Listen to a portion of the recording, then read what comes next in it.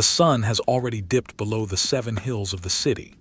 There is no golden hour today, only a gradual transition from the pale gray of a winter afternoon to the deep, heavy indigo of the coming night. You do not need to worry about where exactly we are or what year it is. It is simply a long time ago. The date is unimportant. The names of the emperors do not matter here. There is only the stone and the cold and the quiet. Allow yourself to settle into this space. There is no need to remember the details. If your mind wanders, let it wander. If you fall asleep before the description changes, that is perfectly fine. The history will always be here, frozen in time, waiting.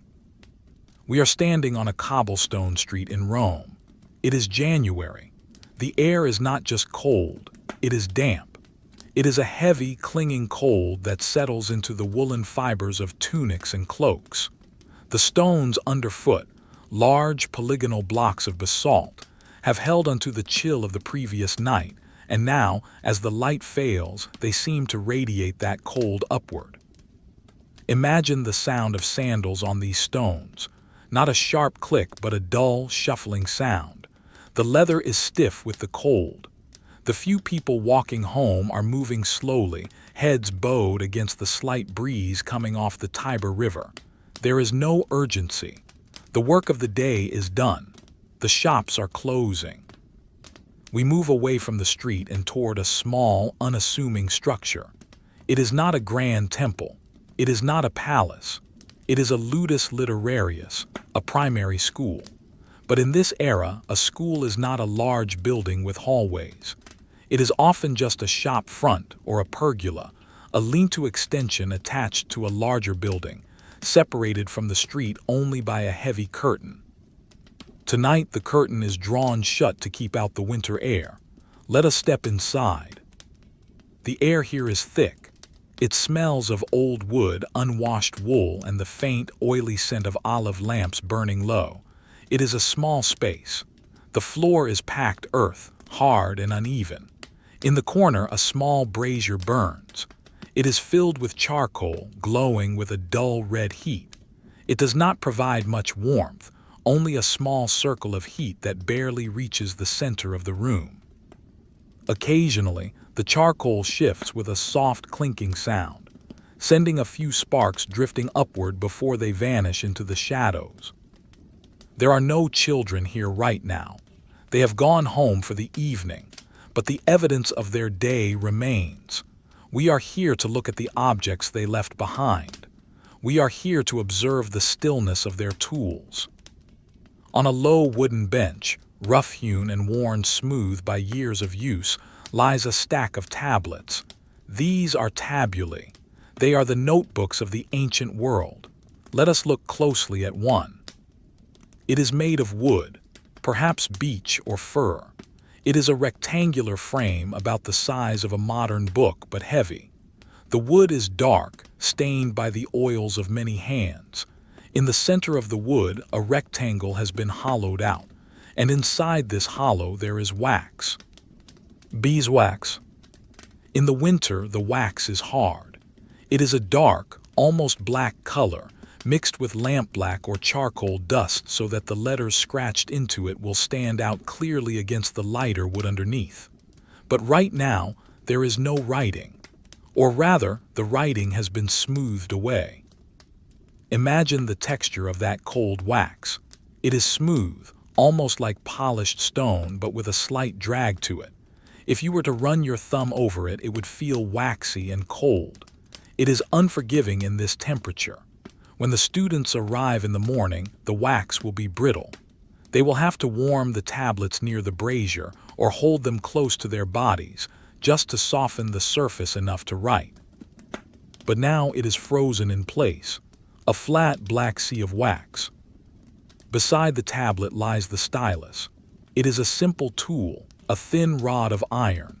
Some are made of bone or bronze, but this one is iron. It is cold to the touch. One end is sharp, pointed, used for cutting letters into the wax. The other end is flat, shaped like a spatula. This is the eraser. To erase a mistake, you flip the stylus and use the flat end to press the wax back down, smoothing it over, hiding the error. There is something very calming about this cycle: writing and smoothing, creating and erasing. The wax remembers nothing. The tablet is a vessel for temporary thoughts. The room is very quiet. The only sound is the wind gently pushing against the heavy fabric of the curtain that serves as a door. The fabric is heavy wool, perhaps dyed a dull brown or gray. It ripples slightly, letting in a draft of cold air that dances across the floor. Let us sit on the wooden bench. It is low and hard. The wood is old. You can see the grain, the lines running parallel to each other, like a river of time frozen in the timber. There is a knot in the wood near the leg of the bench, a dark swirl where a branch once grew. The light in the room comes from a single terracotta oil lamp sitting on a niche in the wall. The flame is small, a teardrop of fire. It flickers when the wind pushes the curtain. The light it casts is amber and weak. It does not reach the corners of the room. The corners are lost in deep shadow. Watch the flame. It creates shadows that stretch and contract. The shadow of the stylus on the bench grows long, then short. The shadow of the brazier dances on the earthen floor. It is a slow, hypnotic rhythm. In this silence, we can think about the school day that has passed. There was no excitement. There were no great debates. There was only repetition. Repetitio est mater studium. Repetition is the mother of study. Imagine the sound of the students' voices earlier that day. Not shouting, but chanting. A low, monotonous drone. They were learning the alphabet. A, B, C. Or rather A, B, K.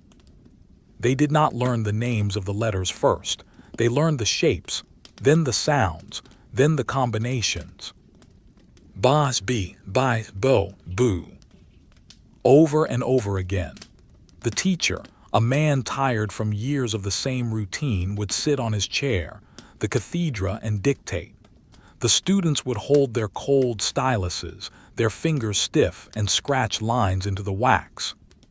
Scritch, scratch, scritch. The sound of iron on wax.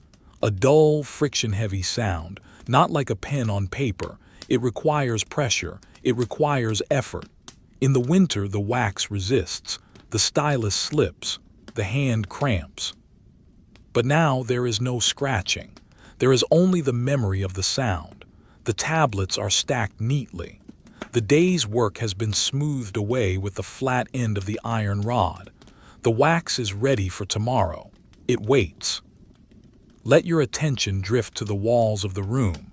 They are made of plaster, painted a simple white, though the white has yellowed with age and smoke from the lamps. There are no bright frescoes here, no scenes of gods or heroes, just the textured surface of the plaster. If you look closely near the floor, the plaster is chipped. You can see the rough brick underneath. The brick is a reddish brown, the color of dried earth. It is the skeleton of the city, exposed in this small, quiet corner. Outside, the city of Rome is settling down. The noise of the carts has stopped. During the day, carts are banned from the streets to prevent congestion. But at night, the heavy transport wagons will begin to move. But not yet. Now, in this early evening window, there is a lull, a pause between the bustle of the day and the heavy logistics of the night. It is a time of rest. The cold continues to seep in. If you were sitting there, you would pull your cloak tighter. The Roman cloak, the pallium, is a simple rectangle of wool. You wrap it around your shoulders. You tuck the end over your left arm. It is heavy. It smells of lanolin and smoke. It scratches the neck slightly, but the warmth is worth the texture. You can see your breath in the air. Little clouds of vapor that appear and disappear with every exhale, in and out. The rhythm of your breathing matches the slow flicker of the oil lamp. Focus again on the brazier in the corner. The charcoal is turning from red to gray. Ash is forming on the surface of the coals. It is a soft, powdery gray ash. It insulates the heat, trapping it inside the coal. Every now and then, a piece of ash falls away, revealing the glowing heart of the fire for just a moment before it cools again. This is a world without electricity, without the hum of refrigerators or the buzz of lights. The silence is profound. It is a heavy silence. The darkness is a physical weight. In the corner of the room there is a water jar, an amphora. It is leaning against the wall. It is made of terracotta, the surface rough and unglazed. It contains water for the teacher. The water is cold, still. If you looked inside, you would see the reflection of the oil lamp, a tiny star trapped in the dark liquid. Nothing moves in the water. It is perfectly still. The winter in Rome is not always snow. Often it is rain. You can hear it beginning now. A slow, steady drizzle. The drops hit the cobblestones outside. Tapu, tapu, tapu. It is not a storm. It is just a winter rain. It makes the world feel smaller. It makes the inside of this small room feel safer, more enclosed. The curtain at the entrance becomes a barrier against the wet world outside. The sound of the rain is consistent. It does not change tempo. It washes over the roof tiles, the tegulae and embrasures. The water runs down the curved tiles and drips onto the street. Listen to the rhythm, drip, drip, drip. It is a lullaby from the ancient world. Let us return our focus to the wax tablet. It is the center of this world. In a few hours, the temperature will drop further. The wax will become as hard as wood. The history of this object is a history of patience. The tree grew for decades to provide the wood. The bees worked for a season to create the wax. The iron was mined from the earth and forged by a smith to make the stylus. And now, it all sits here, silent, on a wooden bench in a dark room. There is no need to understand the Latin that was written on it. It is gone, erased. The concept of school here is not about grades or exams. It is about discipline. It is about learning to hold the hand steady. It is about posture. The teacher would tell the students, hold the stylus, but do not grip it too tightly. Imagine trying to follow that instruction when your fingers are numb with cold. The struggle is small. It is not a battle of swords. It is a battle of dexterity against the temperature. The room feels smaller now as the shadows lengthen. The oil in the lamp is being consumed. The level of the oil drops imperceptibly slowly. The flame will burn for hours yet. It is a steady companion. The smell of the burning oil is familiar. It is the scent of every evening in the empire. Olive oil. Thick, golden, pressed from the groves miles away, brought here in jars, poured into this small lamp to fight back the winter night. The smoke from the lamp rises in a thin, straight line until it hits the ceiling beams, where it disperses. The ceiling beams are dark, almost black, stained by years of this smoke. They are heavy timbers holding up the roof. They have seen thousands of evenings like this. You are safe here. There are no demands on your time. The Roman Empire is vast and busy, but in this room there is nothing to do. The legions are far away on the frontiers. The emperor is in his palace on the Palatine Hill. The senators are in their villas. But here, in the schoolroom of the common people, there is only the quiet dignity of ordinary objects. The bench, the table, the tablet, the stylus, the water jar, the brazier. They are simple things. They do not ask for attention. They simply exist. Feel the heaviness of the eyelids. The atmosphere is heavy. The air is used. The warmth from the brazier is fading, urging you to close your eyes and preserve your own warmth. Outside, the rain continues. It wets the dust of the street, turning it to mud. The smell of wet earth drifts past the curtain. It is a grounding scent, earth and stone and water. The world is slowing down. The heartbeat of the city is dropping to a resting pace. Think of the wax again, smooth, dark, blank. It is a surface waiting for nothing. It is content to be empty. The stylus rests beside it. The metal has warmed slightly from being in the room, but it will cool down again soon. Everything is cooling down. The stones, the air, the wood. The night is long. The winter night in Rome stretches out for 12 hours or more. There is no rush to get through it. We will simply be here, observing the passage of time, moment by moment. There is a small spider web in the upper corner of the room near the ceiling. It catches the dim light. The spider is not moving. It waits. Even the smallest creatures are still in the winter cold.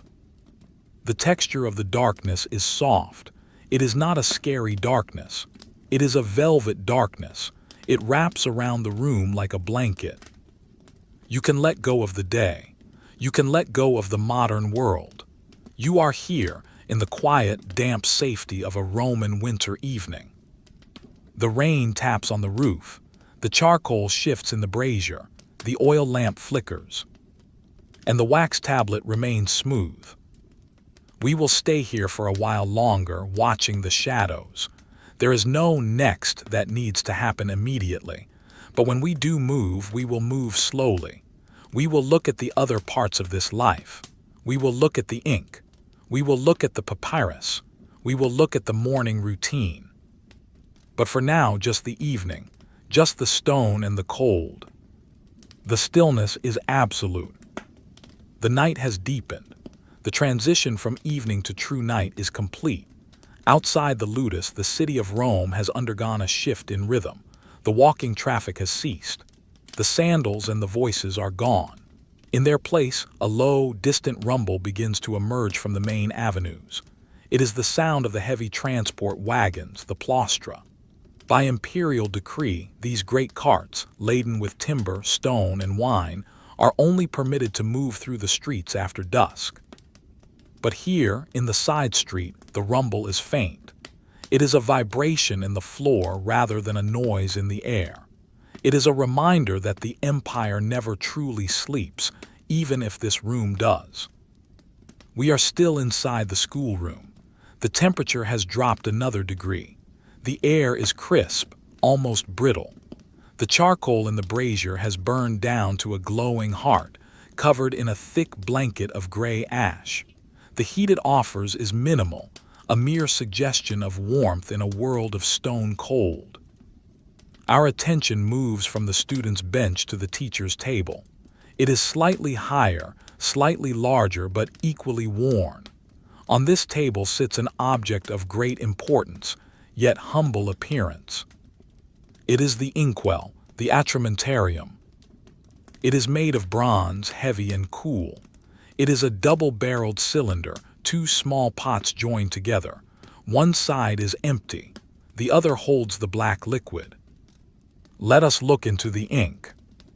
In the winter, the ink behaves differently. It is not the fluid, easy liquid of the summer months. The cold makes it sluggish. It thickens. It wants to sleep.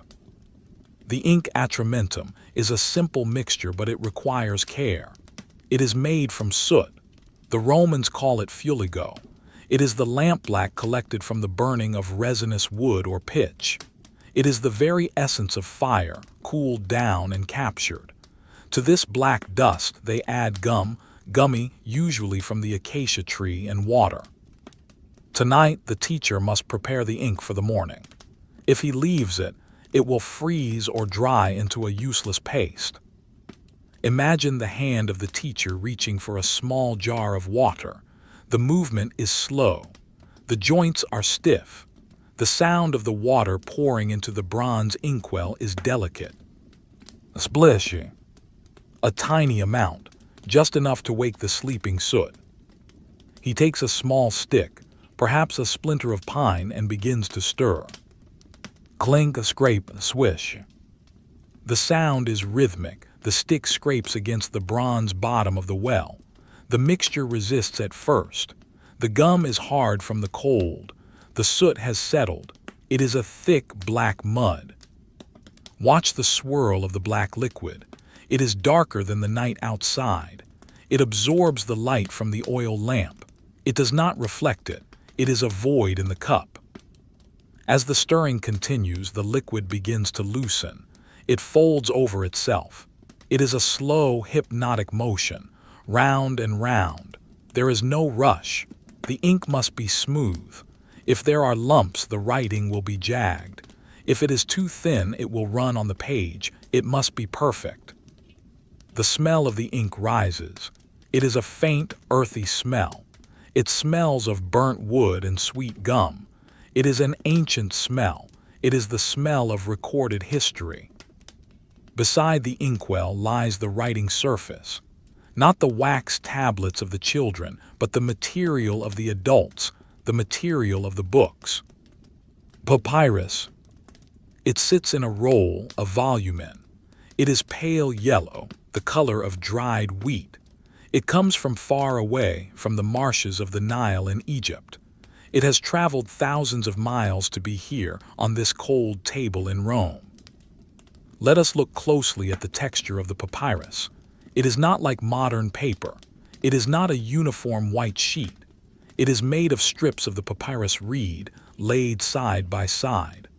One layer runs vertically, the other horizontally.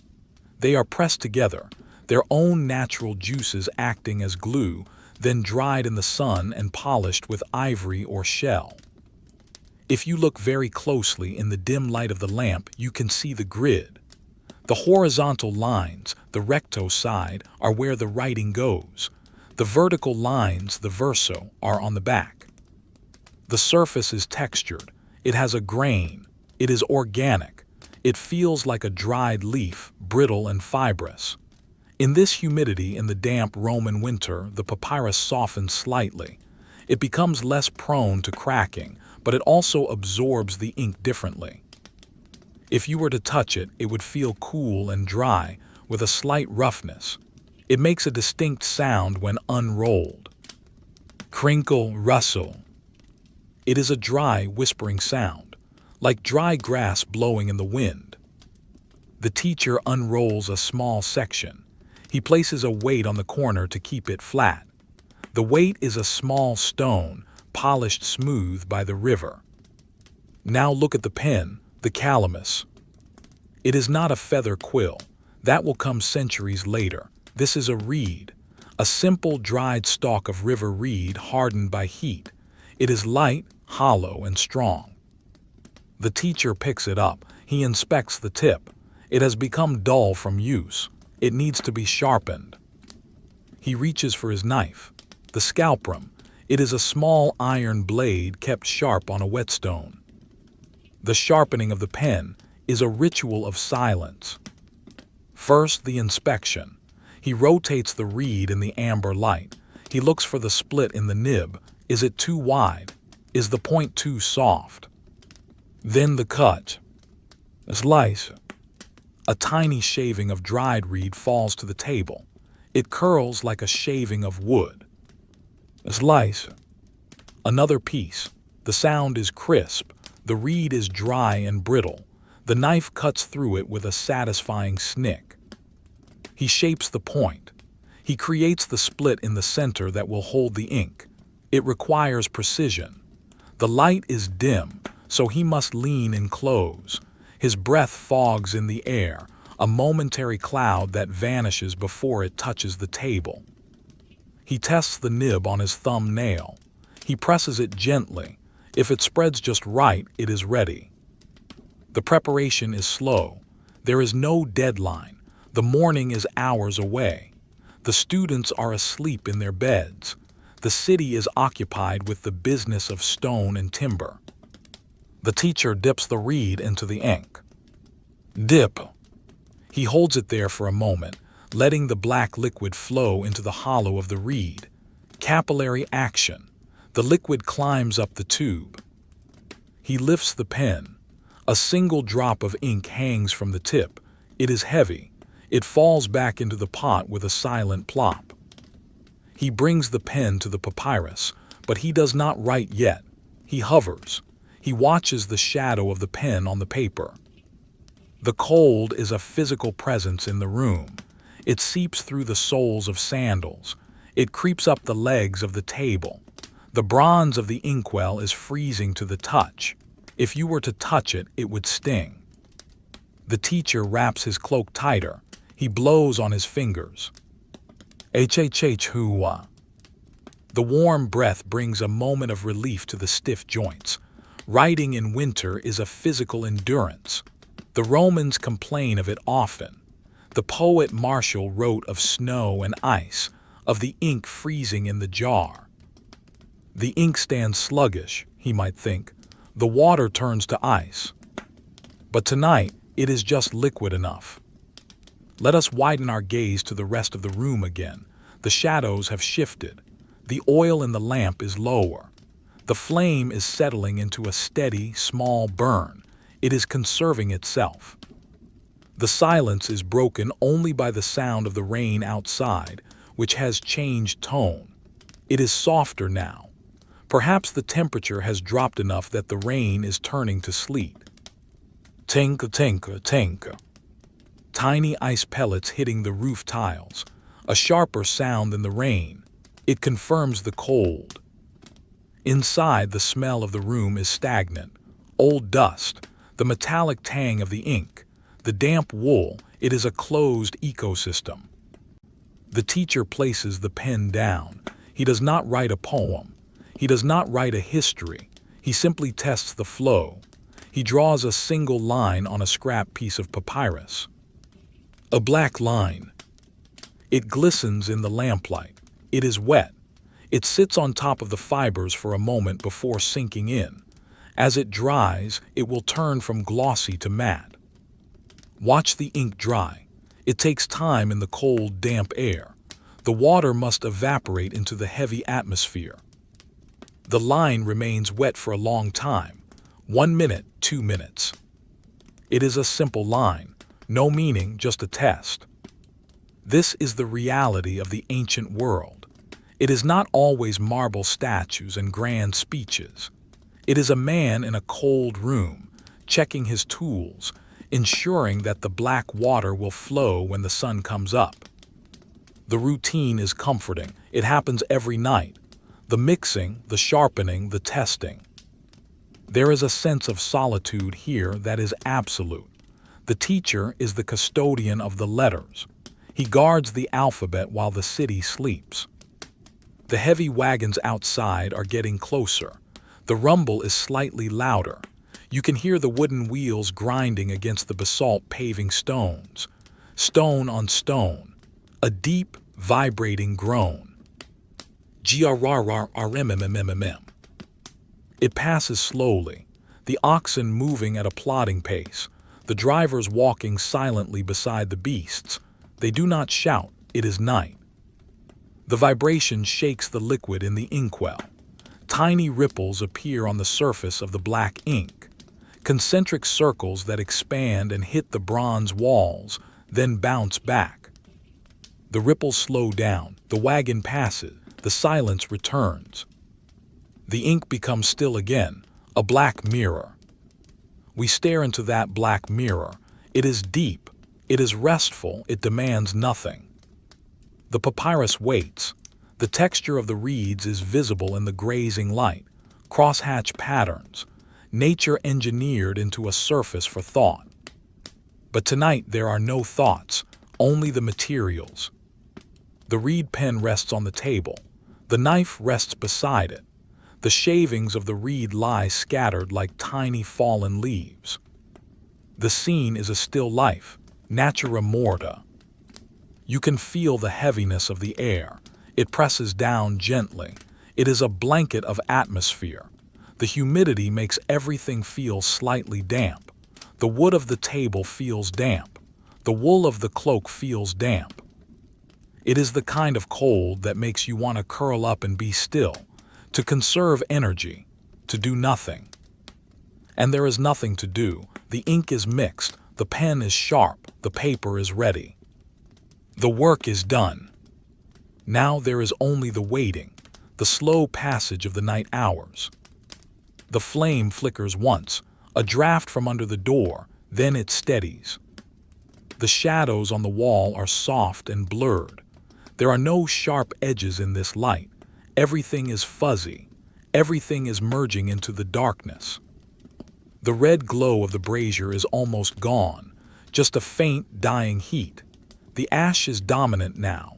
The fire is going to sleep.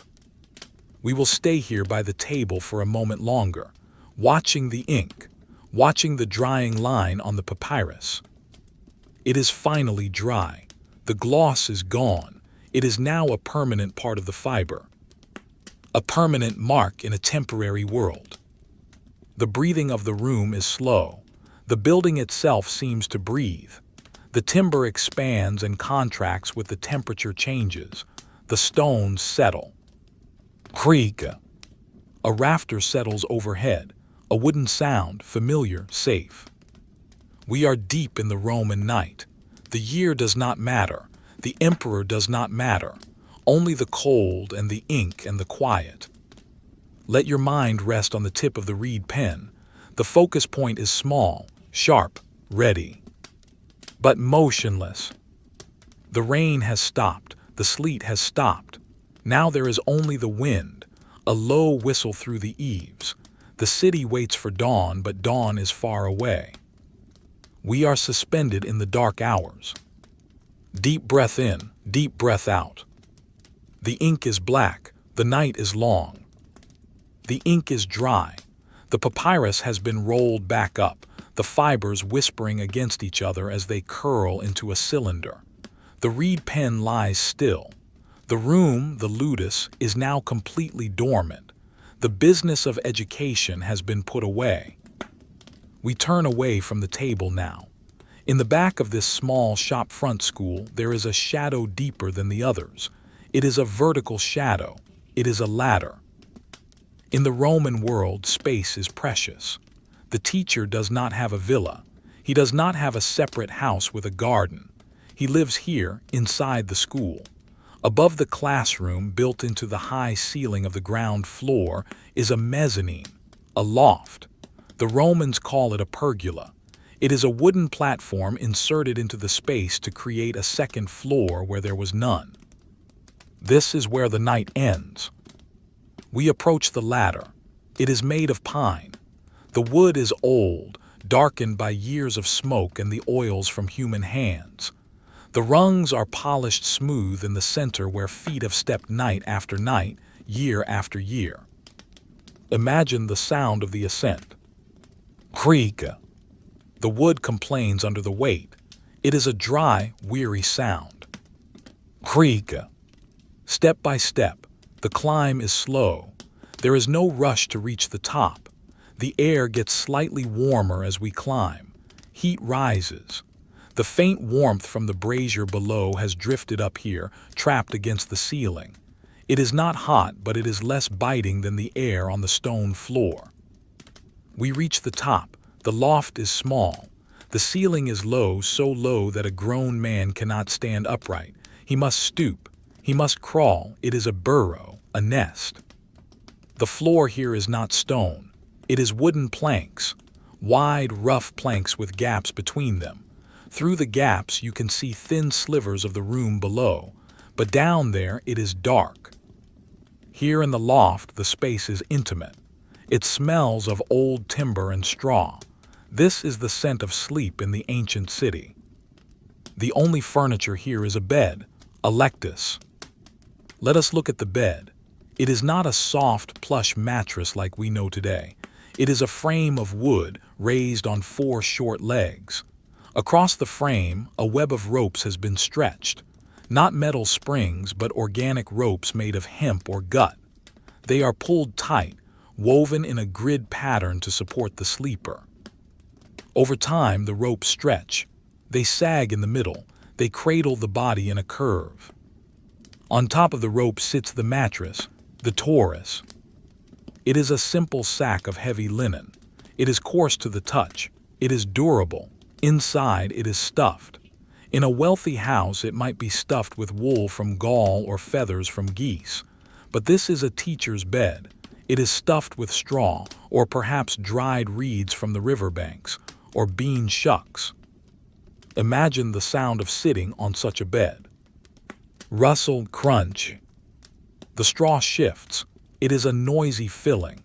It remembers the shape of the body that lies on it. It compresses. It is firm but yielding.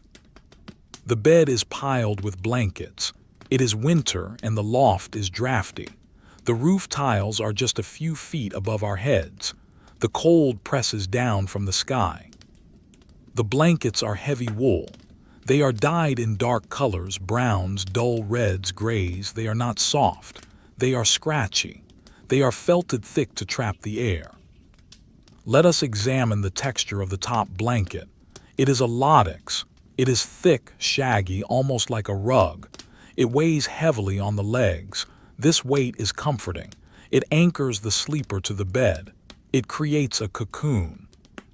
To sleep here is to bury oneself. You do not just lie on the bed. You construct a shelter out of wool and straw. The teacher brings the small oil lamp up the ladder with him. He places it on a small wooden crate beside the bed. The flame is at eye level now. The light illuminates the underside of the roof tiles. You can see the terracotta. You can see the wooden beams that hold the roof up. They are rough-hewn, showing the marks of the adze that shaped them. There is a spider web in the corner, swaying gently in the rising heat. It is time to extinguish the light. This is the final act of the day, the transition from the world of sight to the world of sound. The hand reaches out. There is no switch to flip. There is only the flame. He does not blow it out. That would send sparks flying. Instead, he uses a small metal tool, or perhaps just a pinch of the fingers, wetted with spit. Or perhaps he simply drowns the wick in the oil. Watch the flame. It is a small dancing tongue of yellow and blue. It fights the shadows. Then it is gone. The darkness is instantaneous. For a moment, there is an afterimage burned into the retina, a glowing spot that floats in the dark. Then that too fades. Now there is only the smell. When an oil lamp is extinguished, it releases a thin ribbon of smoke. The smell is distinct, acrid yet sweet. The smell of hot oil and burnt linen wick. It hangs in the stillness of the loft. It is the incense of sleep. Your eyes begin to adjust. The darkness is not absolute. There is moonlight outside. It filters through the cracks in the roof tiles. It comes through the gaps in the wooden shutters of the window below. It paints faint, silvery lines across the floorboards. It is a cold, ghostly light. It does not illuminate, it merely suggests shapes. Now that the eyes are useless, the ears take over. The silence of the loft is different from the silence of the street. It is closer. It is more personal. You can hear the breathing of the wood. The house settles as the temperature continues to drop. Pop it. A nail in the rafters contracts. Creak. The floorboard shifts. And outside, the city is vast and invisible. Listen closely, very closely. Far away, blocks and blocks away, a dog barks. Woof, woof. It is a lonely sound. It echoes off the stone walls of the alleys. It travels through the cold, damp air. Then the dog stops. Silence returns. Then the sound of the watchmen, the vigils. They patrol the streets at night, looking for fires, looking for trouble. You cannot see them, but you might hear their sandals. Shuffle, shuffle, shuffle. A heavy, rhythmic marching. They are passing by the end of the street. They do not stop. They are just a presence, a reminder that there is order in the darkness. The teacher pulls the heavy wool blanket up to his chin. The straw mattress crunches softly as he settles. The cold air touches his face, his nose, his ears. But under the wool there is warmth. The body generates heat and the heavy blankets trap it.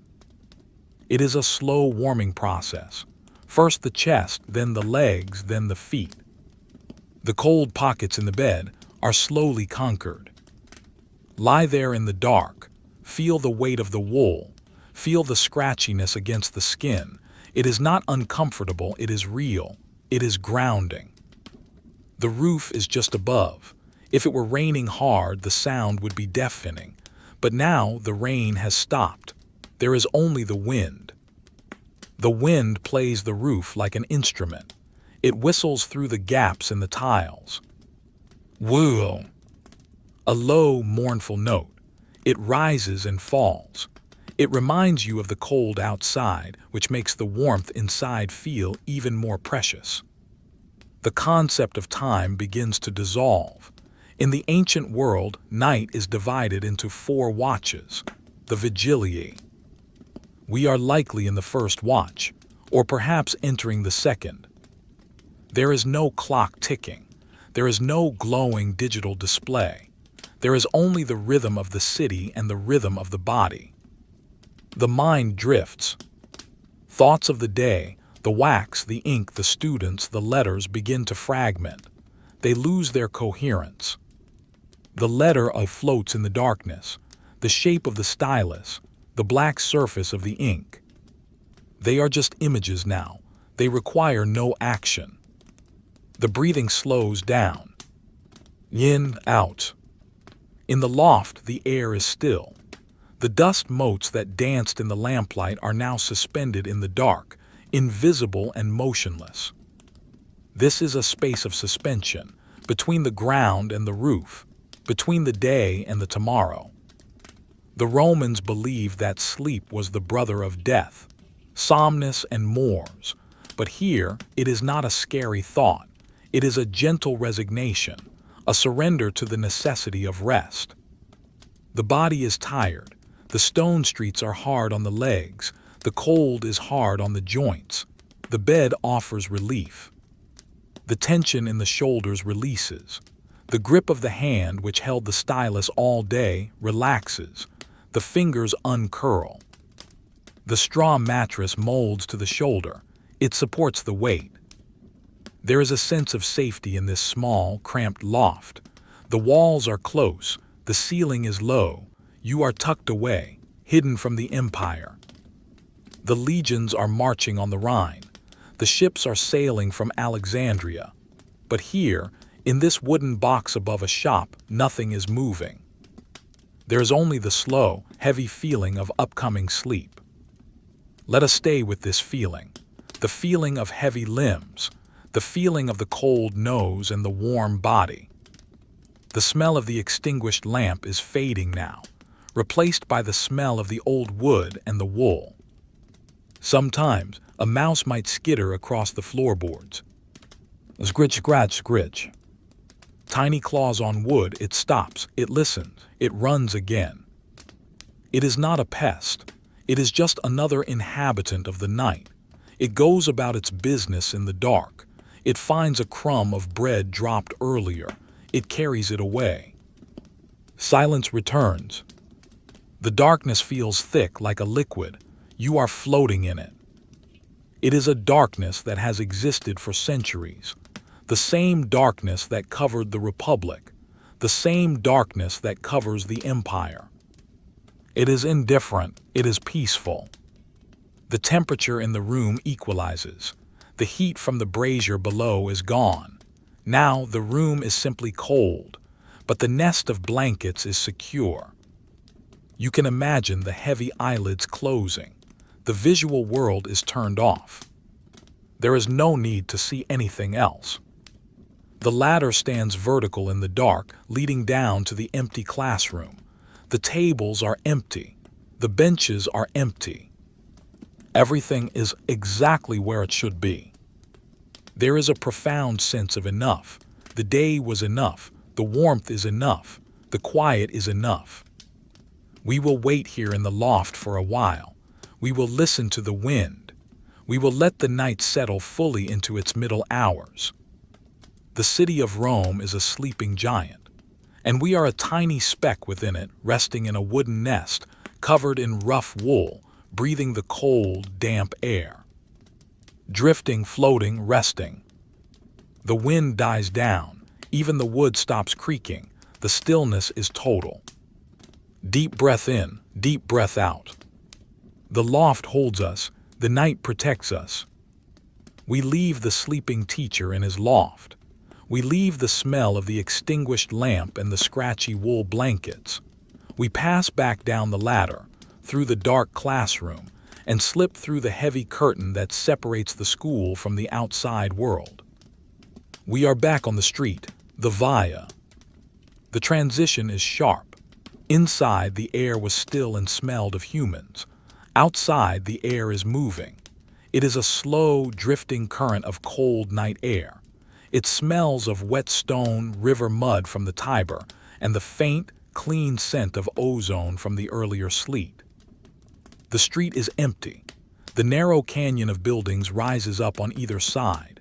These are the insulae, the apartment blocks.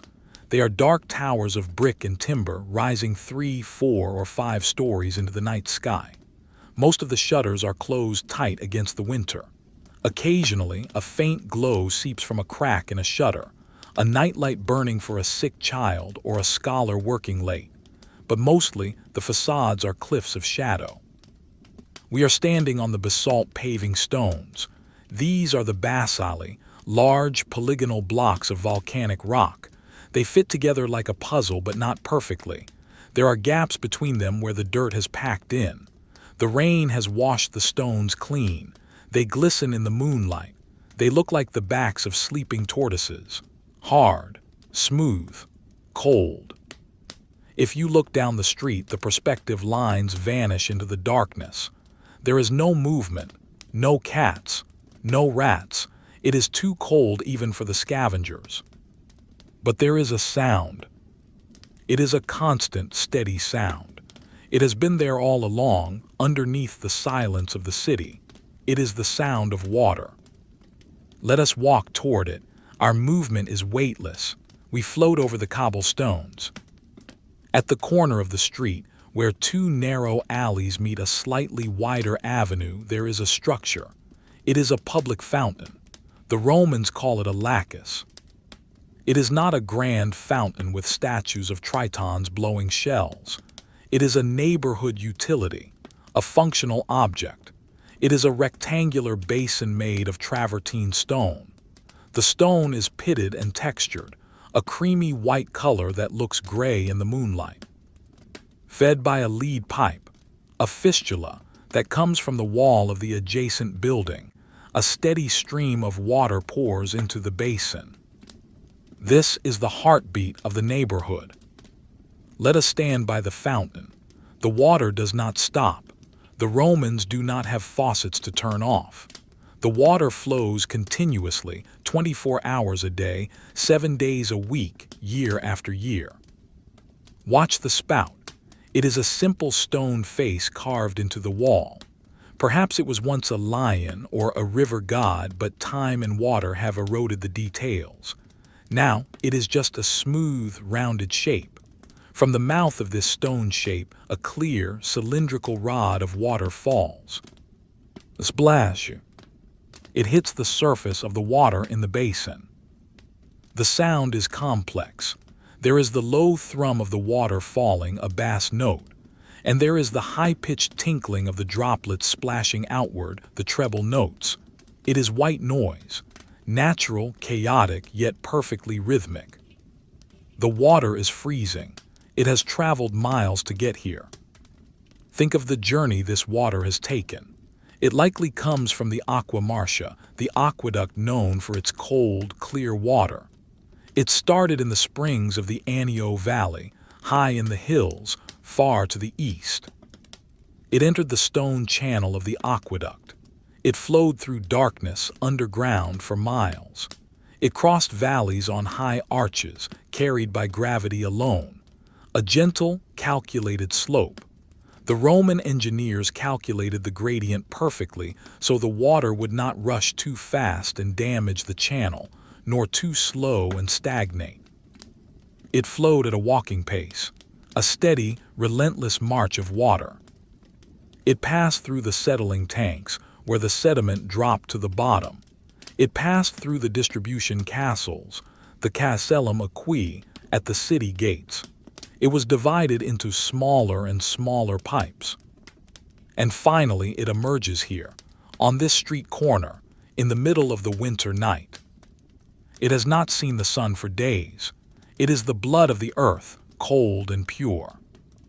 Look into the basin. The water is churning where the spout hits it, creating bubbles that rise to the surface and pop. Bloop a bloop. But at the edges of the basin, the water is calm. The stone rim is worn smooth. Imagine how many hands have rested here. How many clay jars have been placed on this ledge to be filled. Millions of moments of friction, wearing the stone down, millimeter by millimeter, century by century. Tonight the rim is wet. The spray from the spout has coated the stone in a thin film of water. If the temperature drops another degree, this film will turn to ice. It will become a glaze. But the moving water will not freeze. It has too much energy. There is a mesmerizing quality to the turbulence. The water folds over itself. It creates temporary shapes, whirlpools, ridges, valleys, that exist for a fraction of a second and then vanish, replaced by new ones. The moonlight catches these shifts. It makes the water look like liquid silver. If you lean in close, you can smell the water. It smells of wet limestone. It smells cold. It is a crisp scent, sharp in the nose. The basin is overflowing. It is designed to overflow. The water reaches the lip of the stone and spills over the edge. Trickle, trickle. It runs down the side of the fountain and into a stone gutter in the street. This is the flushing system of the city. The overflow water washes the streets. It carries away the dust and the dirt. It runs into the cloaca, the sewer, and eventually back to the Tiber River. The cycle is complete. River to spring, spring to aqueduct, aqueduct to fountain, fountain to sewer, sewer to river, river to sea. And then the sun will lift it up to the clouds to rain down on the hills again. But here in the dark, we only see this one small part of the cycle, the falling water. There is some moss growing near the base of the fountain where the spray constantly wets the stones. It is a dark, velvet green. Even in winter, it survives here. It is soft to the touch like a sponge. It holds the water. The contrast between the hard travertine stone and the soft moss is stark. The stone is eternal, unyielding. The moss is fragile, living. And the water is the connector. There is a stone step at the base of the fountain for children or shorter people to stand on to reach the water. The center of the step is dipped, worn away by the sandals of generations. Stand on that step in your mind. You are the only person in Rome at this moment. The emperor is asleep. The guards are asleep. The shopkeepers are asleep. It is just you and the water. The sound creates a bubble of privacy. It drowns out the distant wind. It drowns out the creaking of the timber buildings. Focus on the rhythm. It is not a metronome. It varies slightly. Sometimes the wind catches the stream and moves it a fraction of an inch, changing the pitch of the splash. Splash. It is a lullaby without words. The water is heavy. If you were to put your hand under the spout, you would feel the force of it. The weight of the miles it has traveled. It would numb your hand in seconds. But we do not touch it, we just watch. The surface of the basin acts as a mirror, but it is a disturbed mirror. The reflection of the buildings above is broken into fragments. The straight lines of the roof tiles become wavy, dancing lines in the water. The moon is a shattered disk of white light, reassembling and breaking apart over and over again. The patience of this object is immense. The fountain does not care if it is watched. It performs its function blindly. It creates this sound whether there is an audience or not. This is the indifference of the physical world.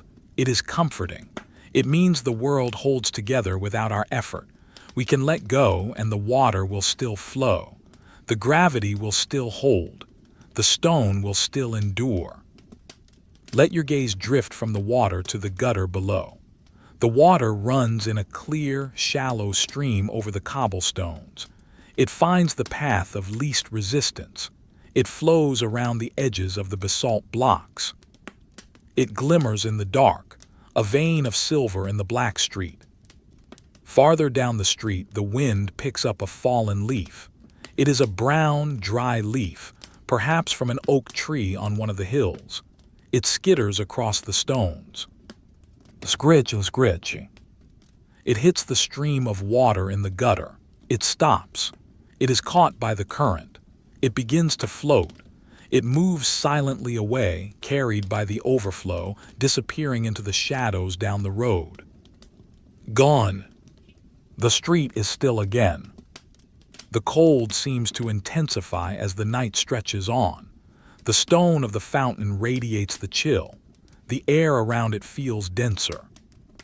In the distance, the rumble of a wagon returns, but it is far, far away, perhaps on the Via Appia approaching the gates. It is a low-frequency hum that you feel in your chest more than you hear. It does not disturb the peace, it deepens it. We stay by the fountain. The redundancy of the water is the point. It is always new water, but it looks exactly the same. Same shape, same sound, same speed. It is a meditation on continuity. In the summer, this place would be loud. Women talking, children playing, men washing, bees buzzing. But now the winter has stripped all that away. It has pared the scene down to its skeleton, stone and water. The architectural details of the fountain become clearer in the monochrome light. You can see the chisel marks on the side of the basin, the tool marks of the mason who cut this stone 100 years ago. He is gone, but his work remains, holding the water. The water wears the stone, but the stone guides the water. They are locked in a slow, centuries-long embrace. If you stay here long enough, your breathing aligns with the sound. The white noise washes out the thoughts in your head. There is no past. There is no future. There is only the continuous now of the falling water. The spray throws up a fine mist. It settles on the nearby wall. The bricks are damp and dark. The moisture seeps into the mortar. The city drinks the water slowly. The night sky above is clearing. The clouds have moved on. The stars are visible now. Sharp, cold pinpricks of light, they look down on the fountain. The constellation of Orion hangs high in the south. The hunter, but he is frozen too. He does not move. Everything is suspended in the cold amber of the Roman night. The fountain is a clock that tells no time. It just flows. We will stand here for a moment longer, just listening. Pause. Splash, gurgle, trickle. The sound is wet and cold. Imagine the water moving through the pipe inside the wall. The dark, enclosed journey before the release. And now, slowly, we will turn away. We will leave the fountain to its work. We will move down the street, following the direction of the overflow. We are moving deeper into the working parts of the city, the parts that wake up before the sun. The sound of the water fades behind us, but it never completely disappears. It is a background hum, fading into the distance. The street ahead is dark. The buildings loom high. But there is a smell in the air, a different smell, not wet stone. It is the smell of wood smoke, and grain. Something is happening in the dark, something slow and heavy. But for now, carry the image of the water with you. The clear, cold rod of water hitting the basin, the shattered moon on the surface, the peace of the flowing stone. Deep breath in. The cold air fills the lungs. Deep breath out. A cloud of vapor joins the night mist. The water flows on. The smell of the water and the wet stone fades behind us. The air in the street changes. It becomes thicker, richer. It carries a scent that is primal and universally comforting. It is the scent of toasted grain, of yeast, of wood burning in a deep, enclosed space. We are approaching a pistrinum, a bakery. In ancient Rome, bread is not just food, it is life. And to feed the city in the morning, the work must happen in the dark. We stop before a wide doorway. There is no door, only a heavy wooden gate that stands open. A warm, golden light spills out onto the cold paving stones. It is an invitation. The temperature difference is palpable. The cold winter night stops at the threshold. Let us step inside. The warmth hits you immediately. It is not a burning heat but a pervasive, dry warmth. It wraps around you, loosening the tension in your shoulders, thawing the numbness in your fingers. It is a dry heat, smelling of flour and stone. The room is large and high-ceilinged. Shadows dance on the walls, cast by torches set in iron brackets. The light is orange and flickering, making the whole room feel like it is breathing. In the center of the room, dominating the space, are the mills, the mali. They are massive structures made of porous volcanic rock, basalt just like the streets but rougher. They stand tall, taller than a man. They are shaped like hourglasses. Let us look at one closely. It is composed of two parts. The bottom stone, the meta, is a cone resting on the floor. It is stationary. The top stone, the catalyst, is a hollow hourglass shape that fits over the cone. And it is moving. Arararirump, arararirums. The sound is low and continuous. It is a grinding vibration that you feel in the soles of your feet, stone against stone, the heavy basalt crushing the grain. The motion is powered by a donkey, a small gray beast, patient and strong. It is harnessed to a wooden beam that extends from the millstone. Watch the donkey. It is blindfolded with a piece of cloth. This is not cruelty. It is to keep the animal from getting dizzy, to keep it calm. It walks in an endless circle. Clip-cloppy, clip-clop. Its hooves fall on a bed of straw laid over the stone floor to muffle the sound and provide traction. The rhythm is slow. There is no whip. There is no shouting. The animal knows its job. It walks a few steps, the heavy stone turns, the grain is crushed. It is a cycle of perfect kinetic energy. The miller, a man with flour dusting his hair and eyelashes, walks quietly nearby. He pours a sack of grain into the top of the hourglass stone. Shhhwa. The sound of the wheat kernels sliding down the wooden chute. They fall into the gap between the stones. We can't see the crushing, but we can hear it, a friction sound, a heavy, grinding purr. And from the bottom, between the skirt of the turning stone and the stationary base, the flour emerges. It spills out in a slow, white cascade. It is warm. If you were to cup your hands under it, the flour would feel like warm silk. It piles up on the circular stone ledge, a growing ring of white powder. The air in the room is filled with a fine mist of flour. It catches the light of the torches. Millions of tiny particles floating in the warm updraft. They swirl and drift, settling gently on every surface. The beams of the ceiling are white with flour. The walls are white, the floor is white. It is a winter landscape, but a warm one, a snow of sustenance. Let your eyes follow the turning of the millstone, round and round. It is a hypnotic circle. There is no beginning and no end, just the rotation. The texture of the stone is pitted. The volcanic rock is full of tiny holes. These edges are what cut the grain. Over years, the stone wears down, but tonight it is strong. The donkey's ears twitch. It exhales, a soft snort. The atmosphere here is one of heavy, drowsy industry. The work is hard, but the pace is slow. It cannot be rushed. The stone can only turn so fast. The grain can only be ground at this specific speed. To the side of the milling area are the kneading tables. Large, wooden slabs, scarred by knives and scrapers. Here the dough is resting. Look at the mounds of dough. They are massive, pale shapes like sleeping giants. They are covered with linen cloths. Underneath the cloth, the dough is alive. The yeast is working. Slowly, imperceptibly, the dough is rising. It expands. It pushes against the cloth. If you watch it for a minute, you see nothing. If you watch it for an hour, it has doubled in size. It is the slow magic of fermentation. The smell of the raw dough is sour and sweet.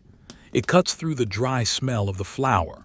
It is a wet, organic scent. A baker stands at one of the tables. He is working a piece of dough. Watch his hands. They are large, dusted with flour. He presses the heel of his hand into the dough.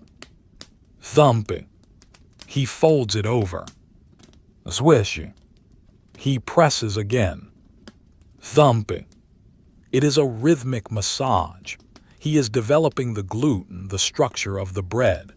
He moves with a trance-like efficiency. He does not look at his hands. He stares into the middle distance, perhaps dreaming, perhaps just emptying his mind. The motion is repetitive. Fold, press, turn. Fold, press, turn. The sound is soft. The dough is yielding. It does not clang or crash. It sighs as the air is squeezed out of it. In the back of the room is the oven, the fornax. It is a massive brick structure, shaped like a beehive. The mouth of the oven glows with a deep, menacing red, but we are at a safe distance. We just feel the radiation of the heat. Inside, the fire has been burning for hours. The bricks are saturated with heat. Soon, the coals will be raked out, and the bread will be put in to bake in the residual heat of the stone. But not yet. Now is the time of preparation, the time of the mill and the mix. The warmth makes you feel heavy. Your eyelids feel thick. The contrast with the cold street outside is so great that your body wants to shut down and simply absorb the heat. The sound of the millstone, rum-um, rum-um, acts like a white noise machine. It blocks out everything else. There are shelves lining the walls stacked with empty wicker baskets. They wait for the morning bread. They are woven from willow, light and strong. The pattern of the weave is intricate, zigzag lines of natural wood. Dust motes dance in the shafts of light. They move in slow spirals. Everything here is slow. The walking of the donkey, the falling of the flour, the rising of the dough, the drifting of the dust. It is a sanctuary of production. The miller pauses to check the fineness of the flour. He takes a pinch between his thumb and forefinger. He rubs it. Rub. He nods. It is good. He brushes his hands on his tunic, releasing another small cloud of white dust. The floor is paved with flagstones, but they are covered in a layer of flour and straw. The footsteps of the workers are muffled. They move like ghosts in this white, warm fog. There is a bucket of water near the kneading table. The surface of the water is coated with a thin film of flour dust. It looks like a skin. When the baker dips his hand in to wet the dough, the skin breaks, revealing the clear water underneath. Splash. He shakes the water off his hands.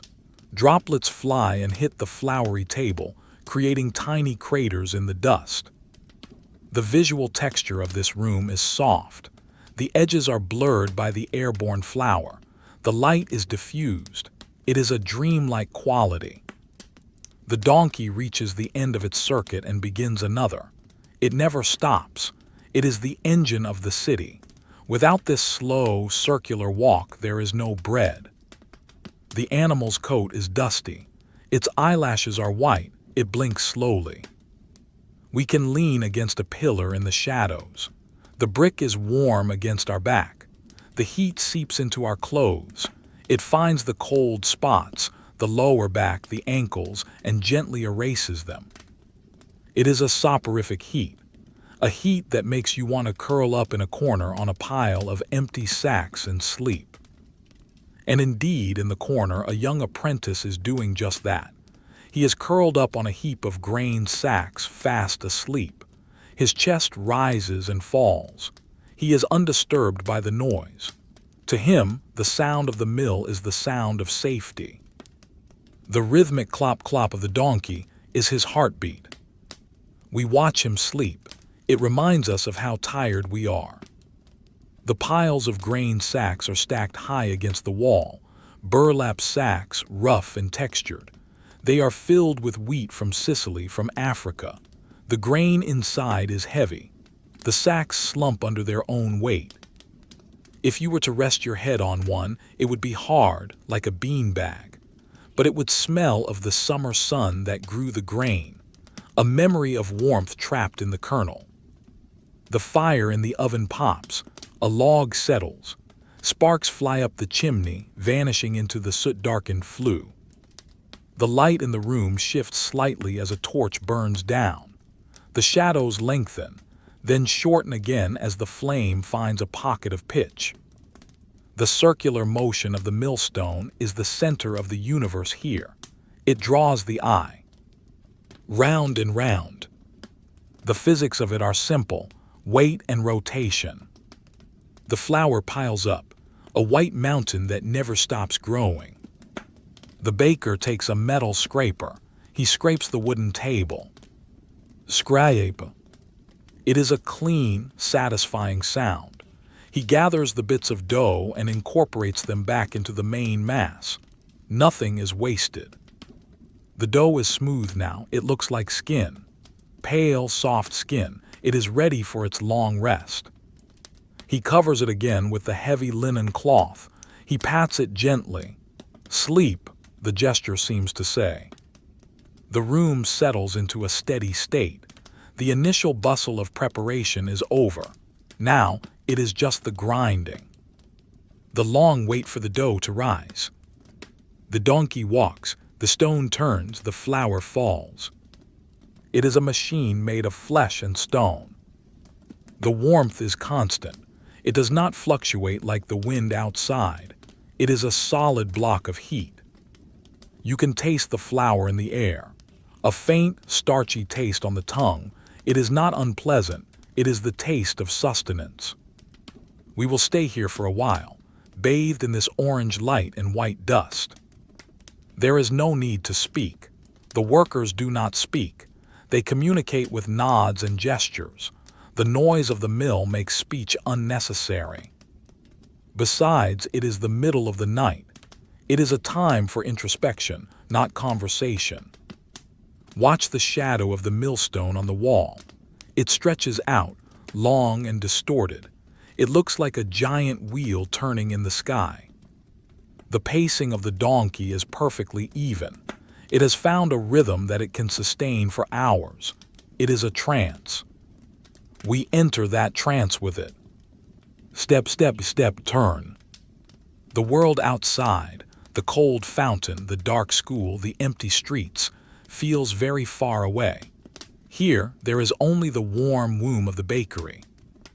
A place where the raw becomes the cooked, where the hard grain becomes the soft bread. But that transformation takes time, and we have all the time in the world. Let the sound of the grinding stone smooth out the thoughts in your mind. Let it grind away the worries, just as it grinds the wheat. Pulverizing the stress into fine, white dust that floats away. The air is heavy, the eyes are heavy, the heat is wrapping around us like a blanket. The fire glows red, the stone turns gray, the flour falls white.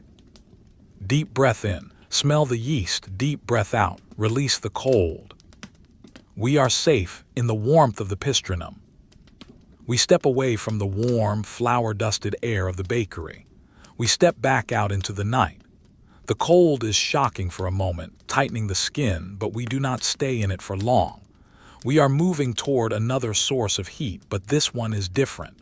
It is not the gentle, yeasty warmth of food.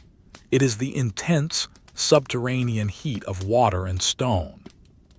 We are approaching the thermae, the public baths, but we are not going through the grand front entrance with its columns and mosaics. That is for the daytime, for the patrons. We are going around the back to the service entrance, to the profernium, the furnace room. The entrance is a low archway leading down a ramp. The ground slopes downward. We are going below the level of the street. The air gets hotter as we descend. It smells of wood smoke, but sharper than the bakery. This is the smell of oak and ash, burning hot and fast. It smells of soot and dry earth. We enter a cavernous space. The ceiling is low and arched, blackened by centuries of smoke. The only light comes from the mouths of the furnaces. Here, the silence of the night is replaced by the roar of fire. Whoosh. It is a breathing sound, a constant intake of air and expulsion of heat. In front of us is the furnace itself. It is a massive brick tunnel that disappears into the wall. The mouth is open. Inside, it is a raging inferno. The colors are blinding, white at the center, fading to yellow, then orange, then deep red at the edges. This is the engine of the Roman bath. A slave, the fornicator, stands before the fire. He is shirtless, his skin glistening with sweat even in the winter. He holds a long iron rake. Watch his movement. It is slow and deliberate. He reaches into a pile of logs next to him. These are not small sticks. They are heavy, split logs of seasoned hardwood. He lifts a log. He swings it. He throws it into the maw of the furnace. Thump! A shower of sparks explodes outward, swirling in the draft before dying on the dirt floor. The fire consumes the wood instantly. But where does the heat go? This is the genius of the room. The heat does not stay here. It is drawn into the wall. Let us look at the wall. It is not solid. If we could see through the brick, we would see that the floor of the bathhouse above is suspended. It stands on hundreds of small brick pillars, the pilly stacks. The floor above is a floating surface of concrete and mosaic. Underneath it is a void, a hollow space about 2 feet high. The fire from the furnace rushes into this void. The hot air and smoke circulate around the pillars, heating the floor from below. This is the hypocaust, the fire underneath. The heat rises through the floor, warming the soles of the patrons' feet. It then travels up through the walls, through hollow rectangular tubes called tubuli, before finally escaping out the roof. The entire building is a chimney. The entire building is a radiator. Stand here in the furnace room and feel the draft. The fire sucks the air from the room to feed itself. You can feel the breeze on your ankles, pulling toward the flames. Whoosh, crackle, pop. The sound is mesmerizing. It is raw power contained in brick. The slave picks up the iron rake. He thrusts it into the fire to rearrange the logs, to ensure the airflow is perfect. Scrape, clink. The metal glows cherry red where it touches the coals. When he pulls it out, the iron is fading back to black. To the side of the furnace there is a large lead tank, the testudo. It sits directly over the fire. This holds the water for the hot bath, the caldarium. The water inside is near boiling. You can hear it. Rumble, bubble, hiss. Steam escapes from a small vent in the lid. It shoots out in a white jet, disappearing into the smoky air of the room. The humidity here is high. It is a tropical heat in the middle of a Roman winter. The walls of this service room are rough, unplastered brick. You can see the layers of construction. Thin Roman bricks, thick layers of mortar. They are hot to the touch. The heat radiates outward, soaking into everything.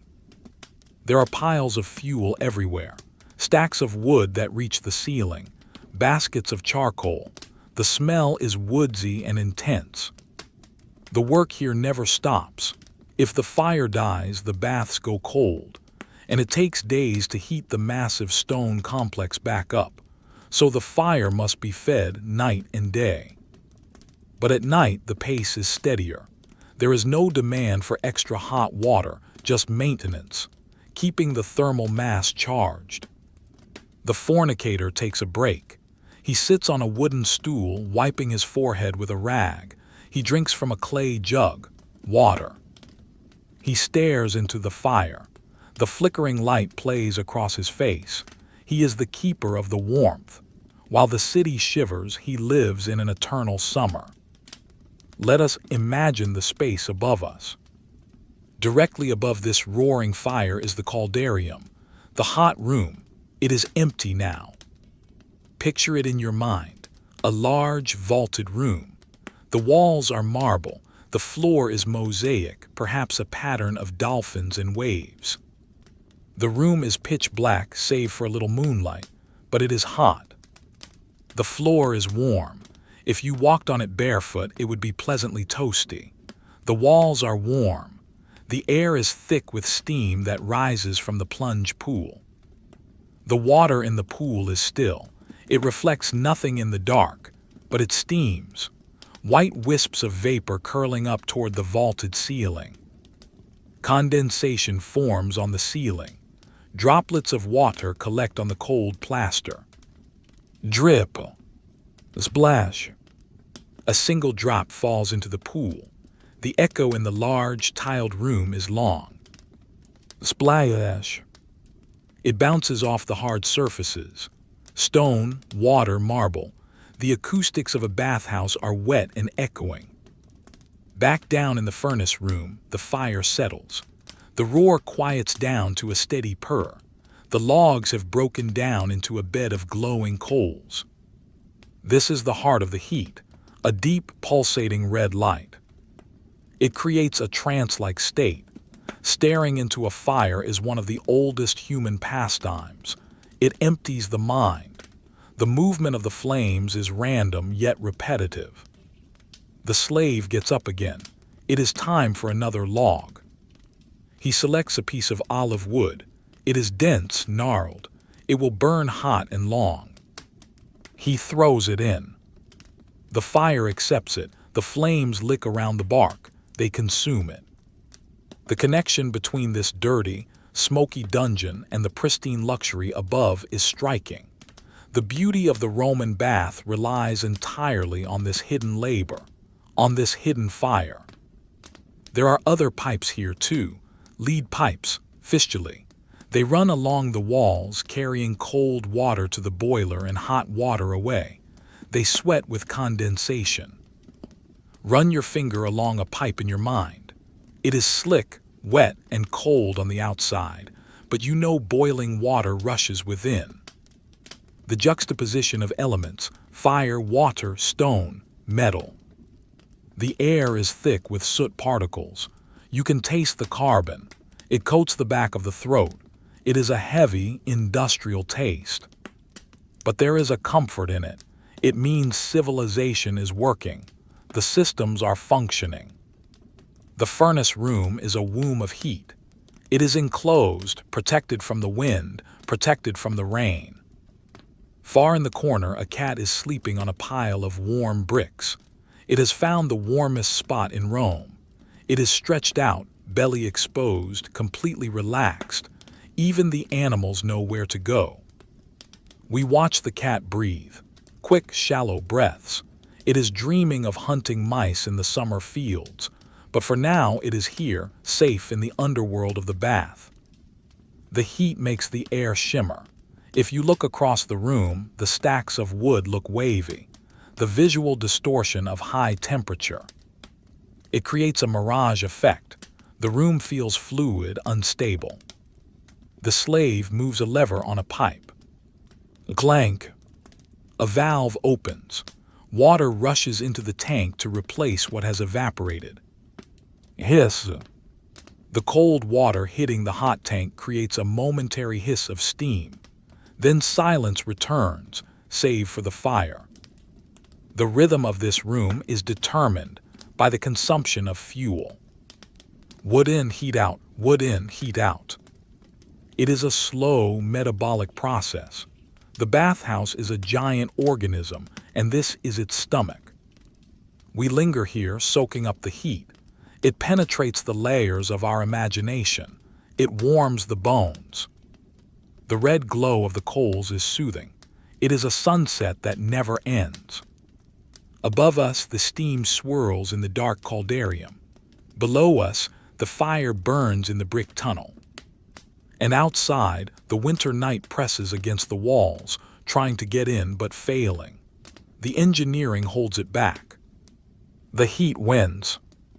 We will stand here for a moment longer, watching the embers glow, watching the transition from wood to ash.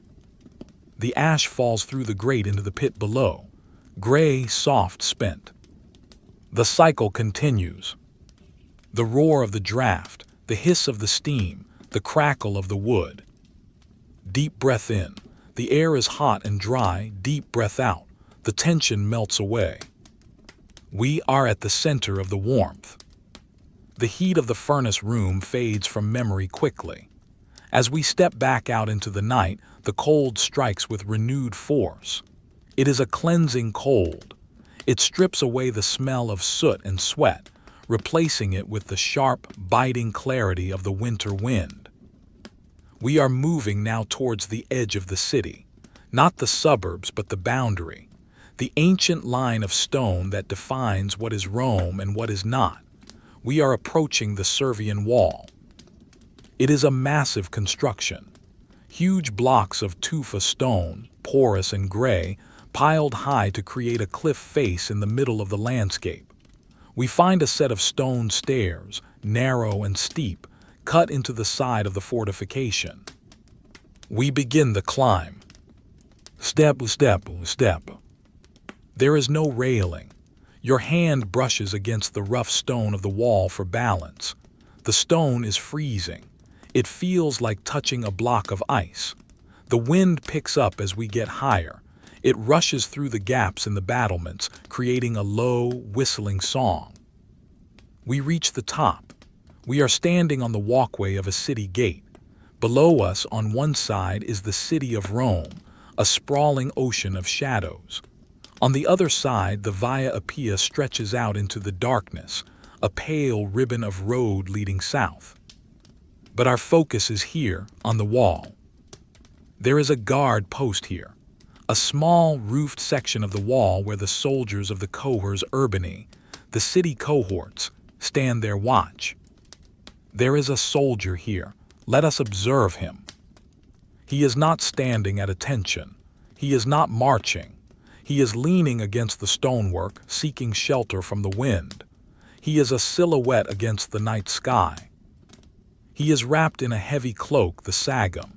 It is made of thick, felted wool, dyed a dark, practical brown. It is pinned at his right shoulder with a heavy bronze brooch, a fibula. The wool is pulled tight around him, covering his arms, his chest, his legs. Only his face is exposed to the elements. Under the cloak, you can hear the faint sound of his armor. Clink, chink. He is wearing Larica Hamada, chainmail. Thousands of tiny iron rings, interlinked in a complex pattern of 4 in 1. Each ring is riveted shut. It is a masterpiece of patience and repetitive labor. Tonight, the iron is cold. It acts as a heat sink, pulling warmth away from the body. That is why he wears a padded tunic underneath, the subarmalis, but the weight is there, 40 pounds of iron hanging from the shoulders. It is a heavy, comforting weight. It grounds him. He shifts his weight from his left foot to his right. Crunch. His kalagi, the military sandals, grind into the grit on the walkway. The soles are thick leather studded with iron hobnails. The nails provide grip, but on the stone they make a distinct, metallic scratching sound. He is holding a spear, the hasta. It is not a throwing javelin but a thrusting spear, a 7-foot shaft of ash wood topped with a leaf-shaped iron head. The wood of the shaft is smooth, polished by the oils of his hands and the hands of soldiers before him. But tonight he does not hold the wood. He holds the spear by the leather grip wrapped around the center. The leather is stiff with cold. He rests the butt of the spear on the stone floor. It stands vertical, a thin line dividing the view. Let us look at what he sees. Turn your gaze outward, over the city. Rome at night is not dark. It is a landscape of varying shades of black and gray. In the foreground, just below the wall, are the rooftops of the insulae. They are a chaotic jumble of terracotta tiles. Teguli, flat tiles, and imbrices, curved tiles, interlocking to form a waterproof skin over the city. In the moonlight, the tiles look like scales on a giant reptile. They are dull red, but in this light they appear purple, almost black. You can see the gentle slopes of the roofs, the valleys where they meet, the chimneys, simple clay pipes poking up here and there. From some of these chimneys, thin wisps of smoke are still rising, a gray ribbon that climbs straight up into the still air before dispersing. Someone is keeping a fire alive. Someone is awake, but most are not. Further out, the city rises and falls with the hills. You can see the dark mass of the Aventine Hill. It is a void in the landscape, a hill of trees and temples, darker than the surrounding buildings. And far in the distance, you might see the glint of marble, the white columns of a temple on the Capitoline Hill catching the moon. It glows with a ghostly, pale luminescence. It looks unearthly, suspended above the squalor of the streets. The city is silent but not quiet. It has a respiration. A shutter bangs in the wind somewhere. Clack, clack, then silence. A cartwheel grinds on stone miles away. Ruum, then silence. The soldier sighs. H-H-H-H-Who. A cloud of white vapor explodes from his mouth and nose. It hangs in the air for a second, swirling in the eddy of the wind caused by the wall, then vanishes. He is bored. This is the reality of the soldier's life. It is not battle, it is not glory, it is standing, it is waiting, it is enduring the cold. He rubs his hands together. The friction creates a tiny amount of heat. The skin of his hands is rough, calloused. The knuckles are red from the chill. He looks up at the sky. The winter sky is clear tonight. The clouds from earlier have completely gone. The stars are brilliant. He sees the same stars we see, but he calls them by different names.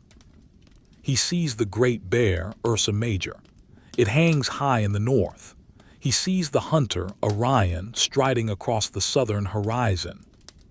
He traces the lines of the constellations with his eyes. It is a game to pass the time. Connect the dots. The stars are hard, cold diamonds. They do not twinkle much tonight. The air is too stable. They just burn with a steady, icy light. There is a small brazier in the corner of the guard post. It is much smaller than the furnace we saw earlier. It is a portable metal basket on legs. Inside, a few lumps of charcoal are glowing. The soldier moves towards it. He cannot leave his post, but he can take 2 steps back to warm his hands. He extends his palms over the coals. The heat rises. It touches his skin. It is a painful relief. The blood begins to flow back into his fingers. He turns his hands over, palms down, palms up. The light from the embers illuminates his armor. The rings of the chainmail catch the red glow. For a moment, his chest looks like it is made of fire. Then he steps away, and the iron goes black again. He picks up a small flask from a ledge, a Pascha flask. It contains a mixture of water, vinegar, and perhaps some herbs. It is the drink of the army. It is thirst-quenching and cheap. He takes a sip. The liquid is cold. It tastes sour and sharp. It wakes him up. He wipes his mouth with the back of his hand. The wool of his cloak scratches his cheek. Below the wall on the outside, the ground drops away into a ditch, the fossa. Beyond that, there are market gardens, tombs, and the open countryside. The countryside is darker than the city. It is a black void. There are no streetlights, no windows, just nature. From that darkness comes the sound of the wind moving through cypress trees. Swoosh, a dry, rustling sound. And occasionally the hoot of an owl, hoo, hoo, hoo. The bird of Minerva, a symbol of wisdom but also a predator of the night. It is out there, hunting in the dark fields. The soldier leans over the parapet. He looks down at the gate itself. The wooden doors are shut. They are massive, bound in iron bands. They are barred from the inside.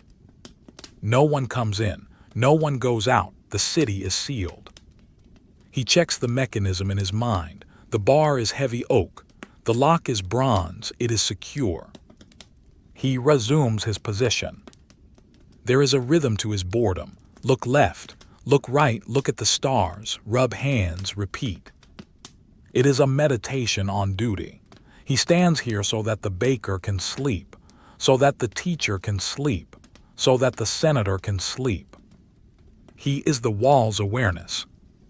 The wind shifts direction. It brings a new smell. The smell of burning refuse from a dump outside the city. It is faint, unpleasant, but familiar. It is the smell of a city that consumes. Then the wind shifts again, and the smell is gone, replaced by the clean scent of frost. Frost is forming on the stone battlements. If you look closely at the crenellations, you can see a glittering layer of ice crystals growing on the rock. Sparkle. They are tiny, geometric structures, nature building its own walls on top of the Roman ones. The soldier taps the butt of his spear on the ground. Tap, tap, tap. He is checking the solidity of the ground. Or perhaps he is just making a sound to prove he exists in this silence. The sound is swallowed by the open air. It does not echo here as it did in the bathhouse. It just drifts away. Let us examine the texture of the stone wall next to him. It is tufa. It is volcanic mud that hardened into rock eons ago. It is full of tiny inclusions, bits of ash, pebbles, blackened fragments. It is rough to the touch, like a hardened sponge. Moss grows in the cracks where the mortar has failed. The moss is frozen stiff. If you touched it, it would crunch. The soldier's helmet, the galea, rests on the bench nearby. He has taken it off to relieve the weight on his neck. Let's look at the helmet. It is made of iron with bronze trim. It has cheek pieces that hinge. It has a neck guard that flares out at the back. It is a functional, ugly, beautiful piece of metalwork. The inside is lined with leather, but the leather is cold now. When he puts it back on, it will be a shock to the scalp. He runs a hand through his hair. It is cut short, military style. He hears footsteps. Crunch, crunch, crunch. Coming along the wall walk. It is the relieving sentry, or perhaps the centurion making his rounds. The soldier straightens up. He pulls his cloak tighter. He grabs his spear more firmly. The footsteps get closer. A lantern appears swinging in the dark, a cage of iron holding a burning candle. The light swings back and forth, illuminating the stones, then the legs of the approaching man. It is the centurion. The exchange is brief, quiet, all quiet, keep your eyes open, the wind is cold. Yes, sir. There is no saluting, no shouting, just a murmur between men. The lantern moves on, the footsteps fade, crunch, crunch, gone. The soldier is alone again. The brief interruption emphasizes the solitude. The silence rushes back in to fill the space left by the voices. He settles back against the stone. The night is passing. The constellation of Orion has moved. It is lower in the sky now. The great wheel of the heavens turns slowly, ignoring the city below. The soldier feels the fatigue in his legs, the stiffness in his knees. Standing still is harder than walking. The blood pools in the feet. He flexes his toes inside his sandals. He stretches his calves. He thinks of his bed, a straw mattress in the barracks at the Castra Praetoria. It is not luxurious, but it is warm. He thinks of the hot porridge he will eat when his shift ends. Pools, wheat and water, maybe with some bacon fat. The thought of the warm food is a comfort. It is something to look forward to. But for now, there is only the stone. The view of the city is hypnotic. The shadows seem to move if you stare at them too long. Is that a man on a roof? No, just a chimney stack. Is that a fire?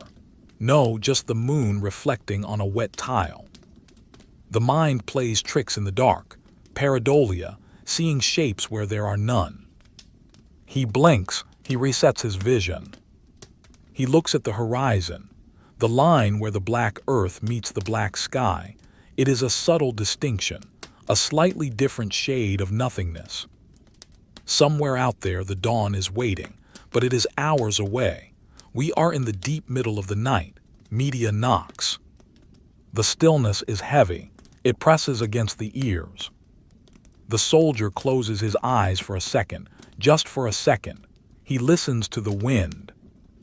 Whhhhu. It sounds like the breathing of a god. He opens his eyes. The city is still there. The wall is still there. He is a statue of flesh and blood, guarding a city of stone. We will leave him here, standing his watch. We will float away from the wall, drifting over the ditch, over the fields, then turning back towards the sleeping houses. We leave him to his thoughts, to his cold iron, to his silent vigil. The image of the lonely figure on the high wall remains with us, a speck of order in the chaos of the night. The wind buffets us as we descend. The air gets stiller as we reach the ground level again. The shelter of the streets returns. But the cold is now inside us, the deep, penetrating cold of the high wall. We need to find a place that is still, but perhaps less exposed. A place where the silence is not lonely, but studious. The city sleeps on. The spear rests, the cloak flutters, the stars burn. Deep breath in. The air is thin and sharp. Deep breath out. The vapor trail fades.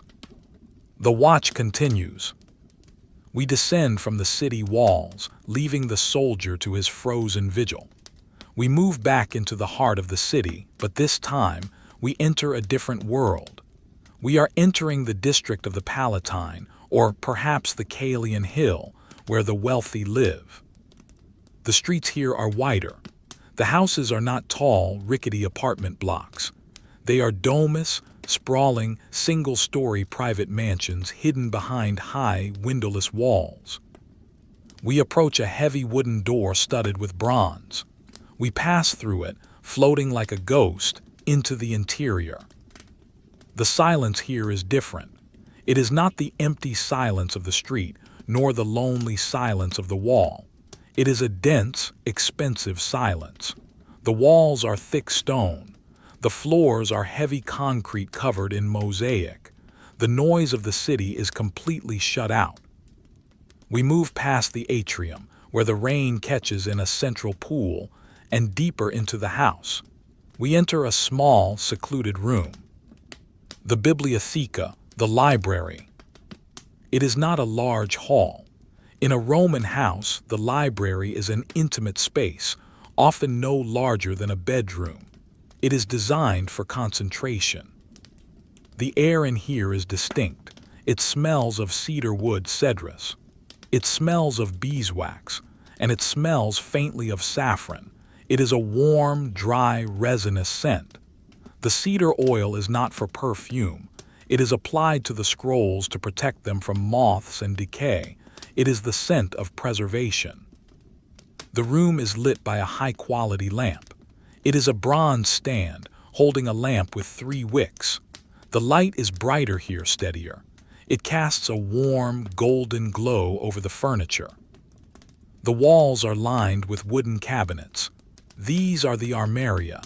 They are made of polished citrus wood, rich and dark with intricate grain. They have doors, but some are open. Inside the cabinets, the books are sleeping. They are not standing up like modern books. They are scrolls, volumina. They lie on their sides, stacked in honeycomb-like compartments, or grouped together in leather buckets called capsi.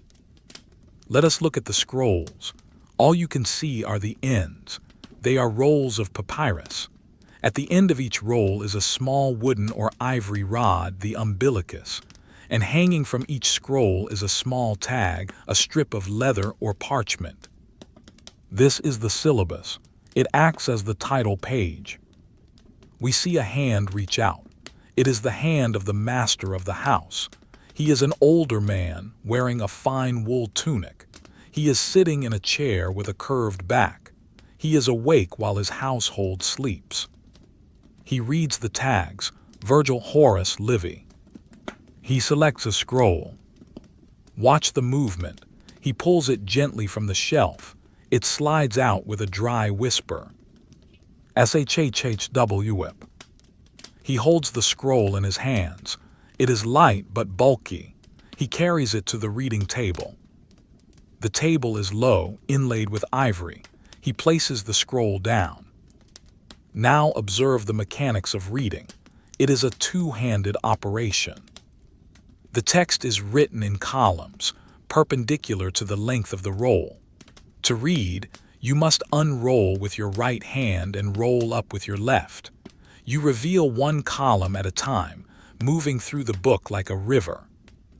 He begins. He pulls the ivory knob on the right. The papyrus uncurls. Crinkle, rustle. The sound is crisp. The papyrus is of high quality, hieratic paper, the finest grade. It is smooth, almost white, not the rough yellow material we saw in the school. The ink is jet black, the letters formed with professional precision by a scribe. He finds his place. The column of text sits between the 2 rolled sides. The room is absolutely still. There is no wind here. The flame of the lamp stands perfectly straight. He reads silently. In the ancient world, reading aloud was common, but deep in the night, in the privacy of a study, silent reading, lectio tacita, is practiced. His eyes track down the column. The scroll is an object of tension. If he lets go, it wants to curl back up. He must maintain a gentle, constant pressure with his hands. It is a physical engagement with the text. The smell of the cedar oil rises from the open scroll. It is calming. It clears the mind. The floor beneath his feet is a mosaic. Thousands of tiny cubes of colored stone, tesserae set in mortar. The pattern is geometric. Black and white meanders, interlocking squares. It is cold stone, but he wears soft leather slippers lined with fur. Outside the heavy curtains of the doorway, the house is asleep. The slaves are sleeping in their quarters. The family is sleeping. Only here, in this box of wood and paper, is there activity. The movement of the scroll is hypnotic. Unroll a few inches, roll up a few inches, unroll, roll. It is a slow journey from the beginning of the work to the end. There are no page numbers to skip to. You must travel through the text linearly. The visual texture of the room is rich. The citrus wood of the shelves has a deep, amber luster. The bronze of the lampstand gleams. The ivory of the table inlay shines pale and creamy. But it is a muted richness. The colors are earth tones: brown, gold, cream, black. The reader pauses. He looks up from the text, staring into the shadows of the room. He is thinking. The silence of a library is a heavy thing. It is the silence of stored thoughts. Thousands of words, thousands of voices, trapped in rolls of plant fiber, waiting to be released by the eye. He picks up a small knife from the table, not to cut, but to smooth a fiber on the edge of the scroll that has come loose. He presses it down. The attention to detail is absolute. He takes a sip from a glass cup. Glass is a luxury. It is a pale green blown glass, delicate and thin. It contains watered wine. Clink. The glass touches the ivory table, a clear bell-like sound. He returns to the scroll. The text is a history. He is reading about the past just as we are reading about him. He is looking back at his ancestors while we look back at him, a chain of memory in the quiet night. The scroll is long, perhaps 20 feet of papyrus wound around that central rod. It is a physical landscape of words. As he gets further into the roll, the left side, the side he has read, gets thicker. The right side, the future text, gets thinner. He is physically holding the passage of time in his hands. The light from the 3 wicks flickers slightly as the oil level changes. The shadows of the cabinet handles stretch across the floor. There is a bust on a pedestal in the corner, a marble head of a philosopher, a beard, a furrowed brow. The stone eyes stare blindly across the room. The lamplight plays across the marble face, making it look for a moment like it is moving, but it is still. The reader's breathing is shallow and slow. He is completely relaxed. The chair supports him. The room protects him. This is the ultimate luxury of the Roman world: leisure, odium, the ability to control one's time, to sit in a warm, sweet-smelling room while the winter wind howls outside the city walls. He reaches the end of a column. Rustle. He advances the scroll. The papyrus makes a sound like dry leaves. It is the sound of autumn, captured and dried. The cedar scent is pervasive. It gets into your clothes. It gets into your hair. If you were to walk into this room blindfolded, you would know instantly where you were. The library. There is a sense of order here that is soothing. Everything has a place. The scrolls are tagged. The shelves are numbered. The world outside may be chaotic, full of mud and noise, but in here, the world is categorized and shelved. The reader's eyelids are getting heavy. The wine, the warmth, the rhythmic movement of the eyes, it all invites sleep. But he fights it gently. He wants to finish the chapter. He adjusts his grip on the ivory knobs. His fingers are smooth, manicured. These are not the hands of the soldier or the baker. These are hands that hold power and paper. The lamp is running low on oil. The light is becoming more orange, softer. The corners of the room are disappearing into the dark. The visual field narrows, just the scroll, just the light, just the hands. He is nearing the end of the roll. The right-hand knob is almost bare. The left-hand roll is thick and heavy. He finishes.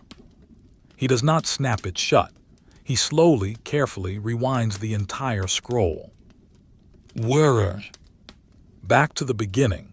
He aligns the edges perfectly. He ensures the tag is hanging out. He stands up.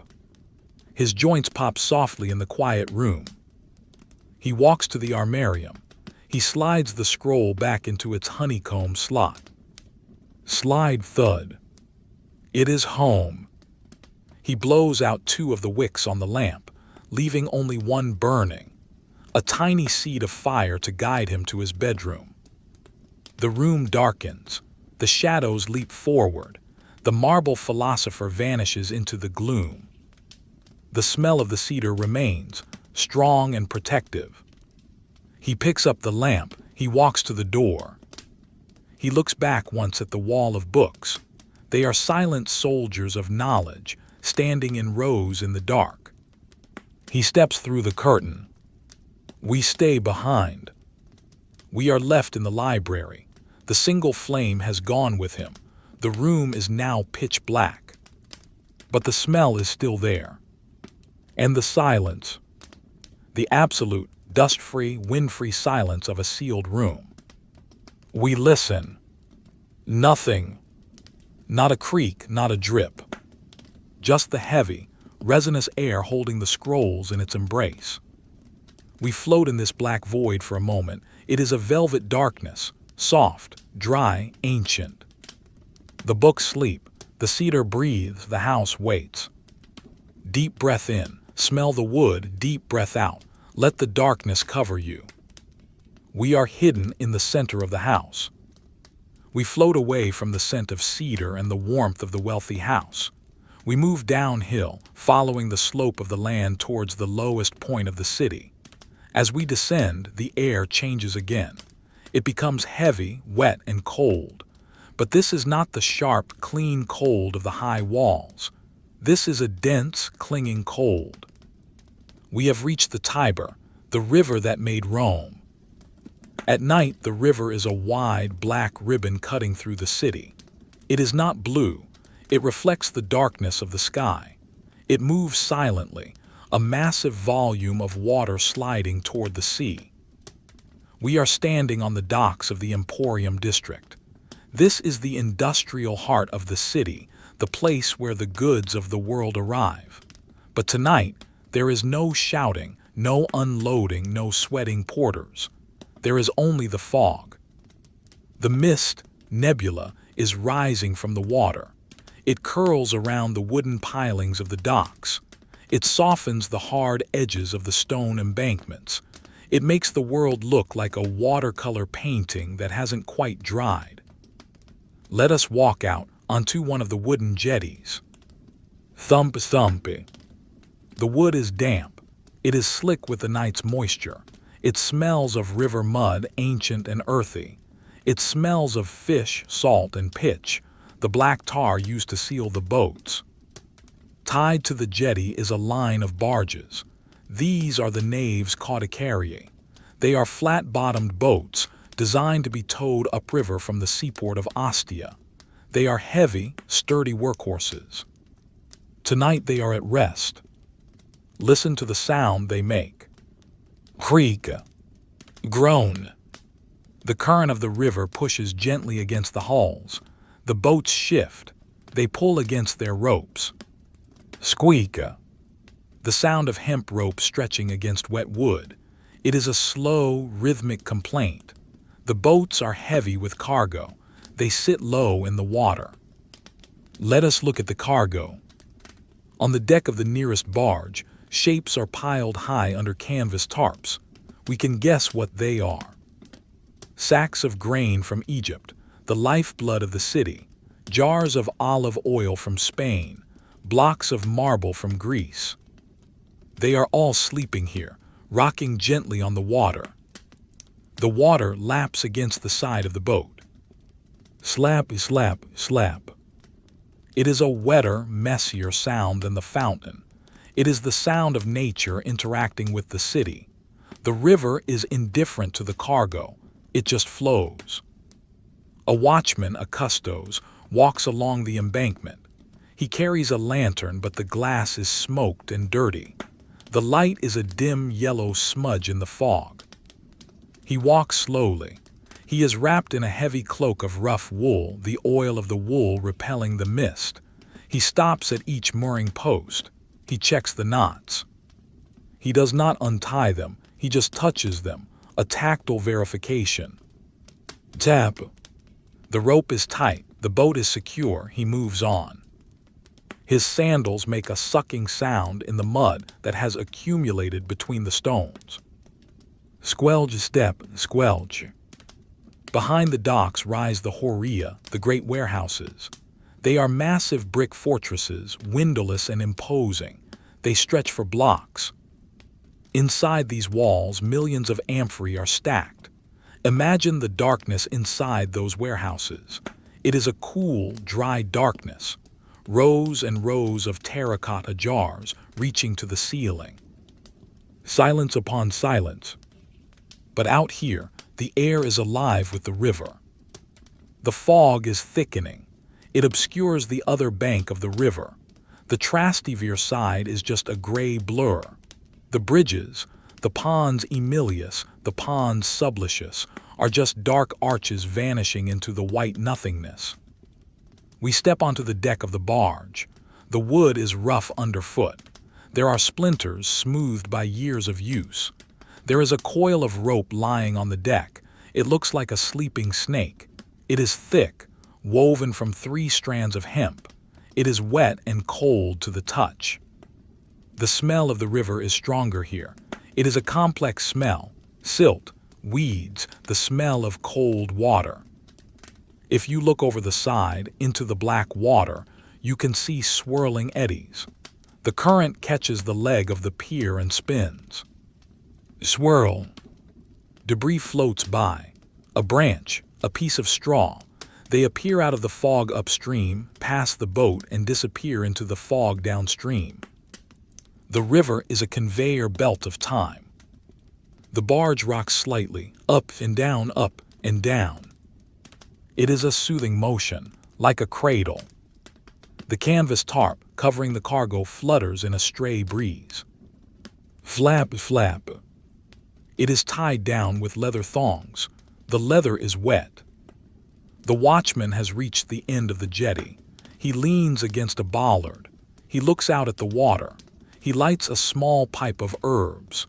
The spark flares for a second, illuminating his weathered face, then dies down to a red cherry. He exhales. The smoke mixes with the fog. It hangs in the air, refusing to rise. This is the damp underworld of Rome. The politicians are on the hills. The soldiers are on the walls. But here, at the water level, lies the heavy reality of logistics. The oil in the jars on this boat was pressed from olives months ago, thousands of miles away. It sat in a cellar in Baetica. It was carted to a ship. It sailed the Mediterranean. It was transferred to this barge. And now it sits here, swaying in the Tiber mist. Waiting for morning. Waiting to be unloaded.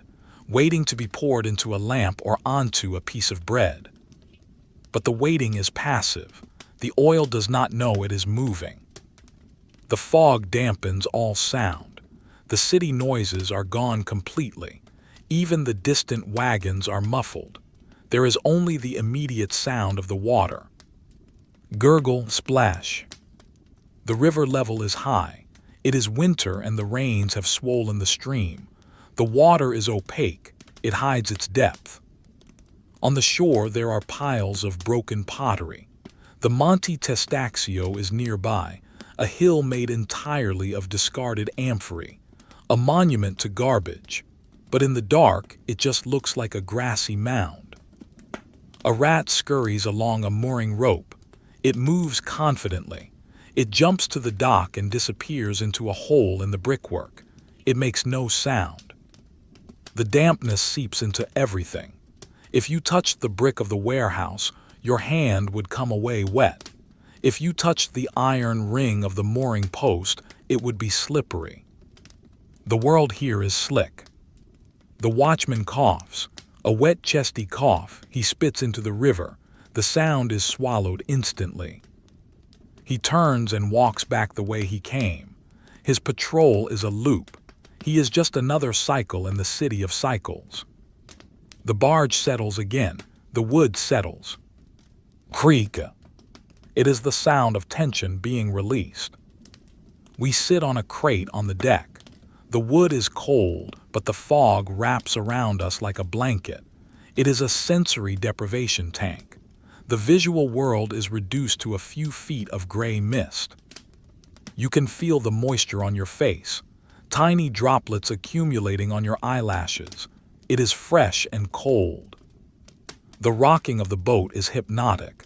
It affects your inner ear. Even if you close your eyes, you feel the gentle sway. Left, right. The river is breathing. Far downstream towards the port of Ostia, the river widens. It meets the sea. But here it is constrained by stone banks. It is tamed, directed. The water smells of the mountains where it began. It carries the memory of snow. The night is deep here. The water reflects no stars because of the fog. It is a void. But it is a peaceful void. It is the peace of suspension. The goods are in transit but paused. The journey is paused. The sacks of grain are huddled together under the tarp. They are dry. The canvas protects them. There is a feeling of preciousness about them. This is the food for tomorrow. The silence is thick. It is heavy like a wet wool cloak. We listen to the water against the wood for a long time. Slap, slap, pause, slap, slap. It is irregular, yet constant. The watchman's lantern is just a pinpoint of light now, far down the embankment. Then it turns a corner and is gone. We are alone on the river. The fog seems to glow slightly with the ambient moonlight filtering through it from above. It is a luminous gray. The air is still. The breeze has died. Now only the current moves. The sensation is of floating. We are not on the solid earth of the city anymore. We are on the fluid element. The barge tugs at its leash again, a gentle reminder of the power of the water. A squeak. The rope holds, the knot holds. Everything is secure. The dampness creates a hush. The high frequencies are filtered out. Only the low sounds remain, the thrum of the water, the groan of the hull. It is a lullaby of the docks. We can imagine the inside of an olive oil jar, the golden green liquid, thick and viscous, suspended in the dark of the clay. Motionless. Everything is waiting. The night is not an absence of activity here. It is a different kind of activity. It is the activity of resting weight. The barge is heavy, the river is strong, they are in balance. We will stay here for a moment, rocking with the boat, letting the fog fill our vision until there is nothing but gray. No buildings, no people, just the mist and the water. The cold is seeping in, but it is a slow, numbing cold. It slows the heart rate. It slows the thoughts. The river flows on. It has flowed for 1,000 years before this night, and it will flow for 1,000 years after. We are just watching one drop of time in the river of history. The rope stretches, the water swirls, the fog thickens. Deep breath in. The air is wet and earthy. Deep breath out. You are part of the mist. The river carries us into the final hour. We leave the swaying barge and the river mist. We float back up from the water's edge, moving through the damp air, back towards the center of the city. The night is ending, but the day has not yet begun. We are in the space between. The Romans call this time antelusum, before the light, or sometimes the wolf's hour. It is the deepest part of the silence, yet it holds a different quality than midnight. It holds a sense of anticipation. The fog from the river has drifted into the lower streets, softening the cobblestones, wrapping the bases of the statues in white gauze. We walk back along the street where we started. The basalt stones are now frosted.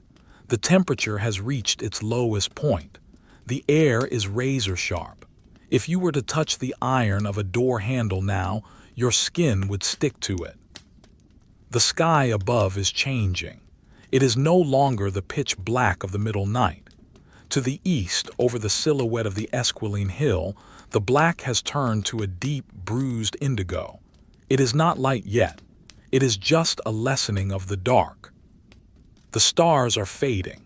One by one they are winking out, retreating into the coming blue. Only the morning star, Venus, hangs low and bright, a brilliant white diamond dominating the horizon. It watches the city with a cold, steady gaze. We return to the small street of the school, the ludus.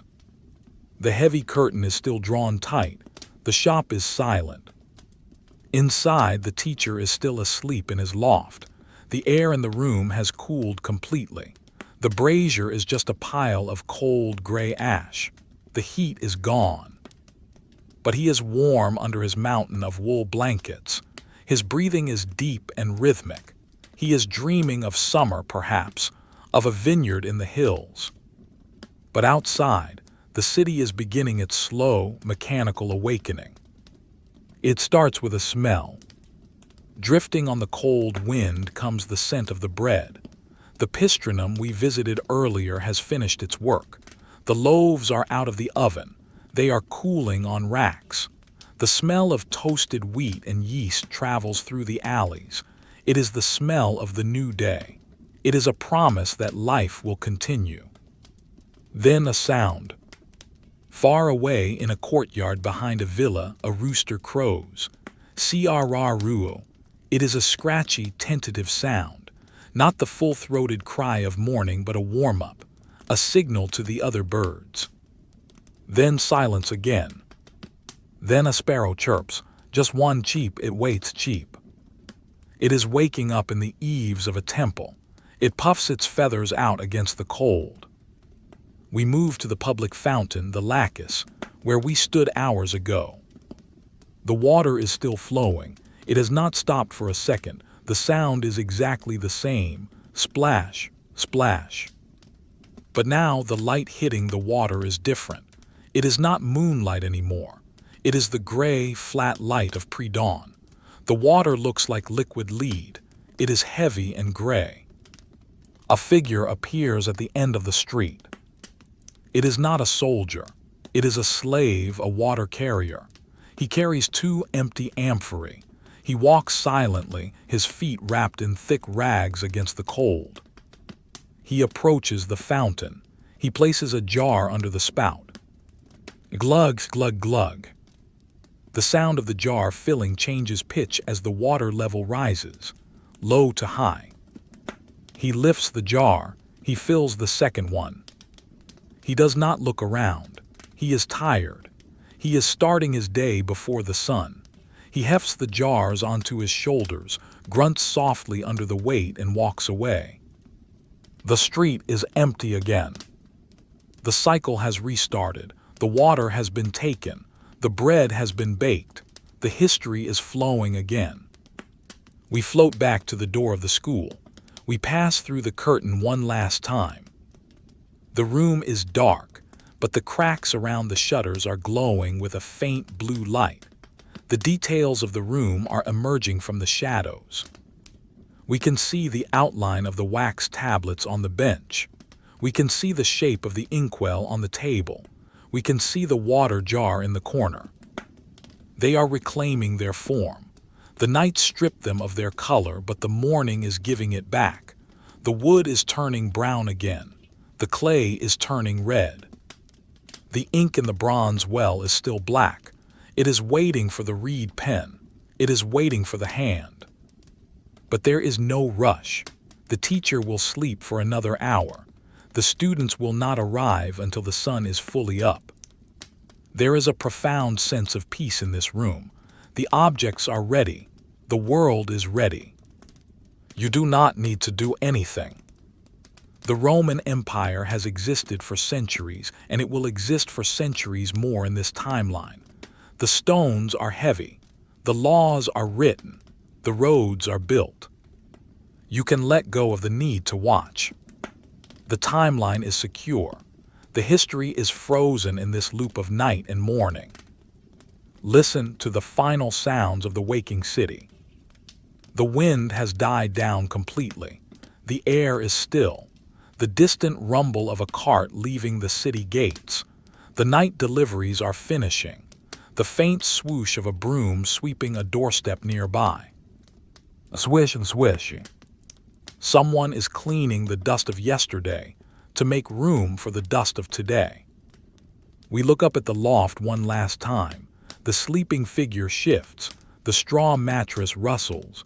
He settles back into stillness.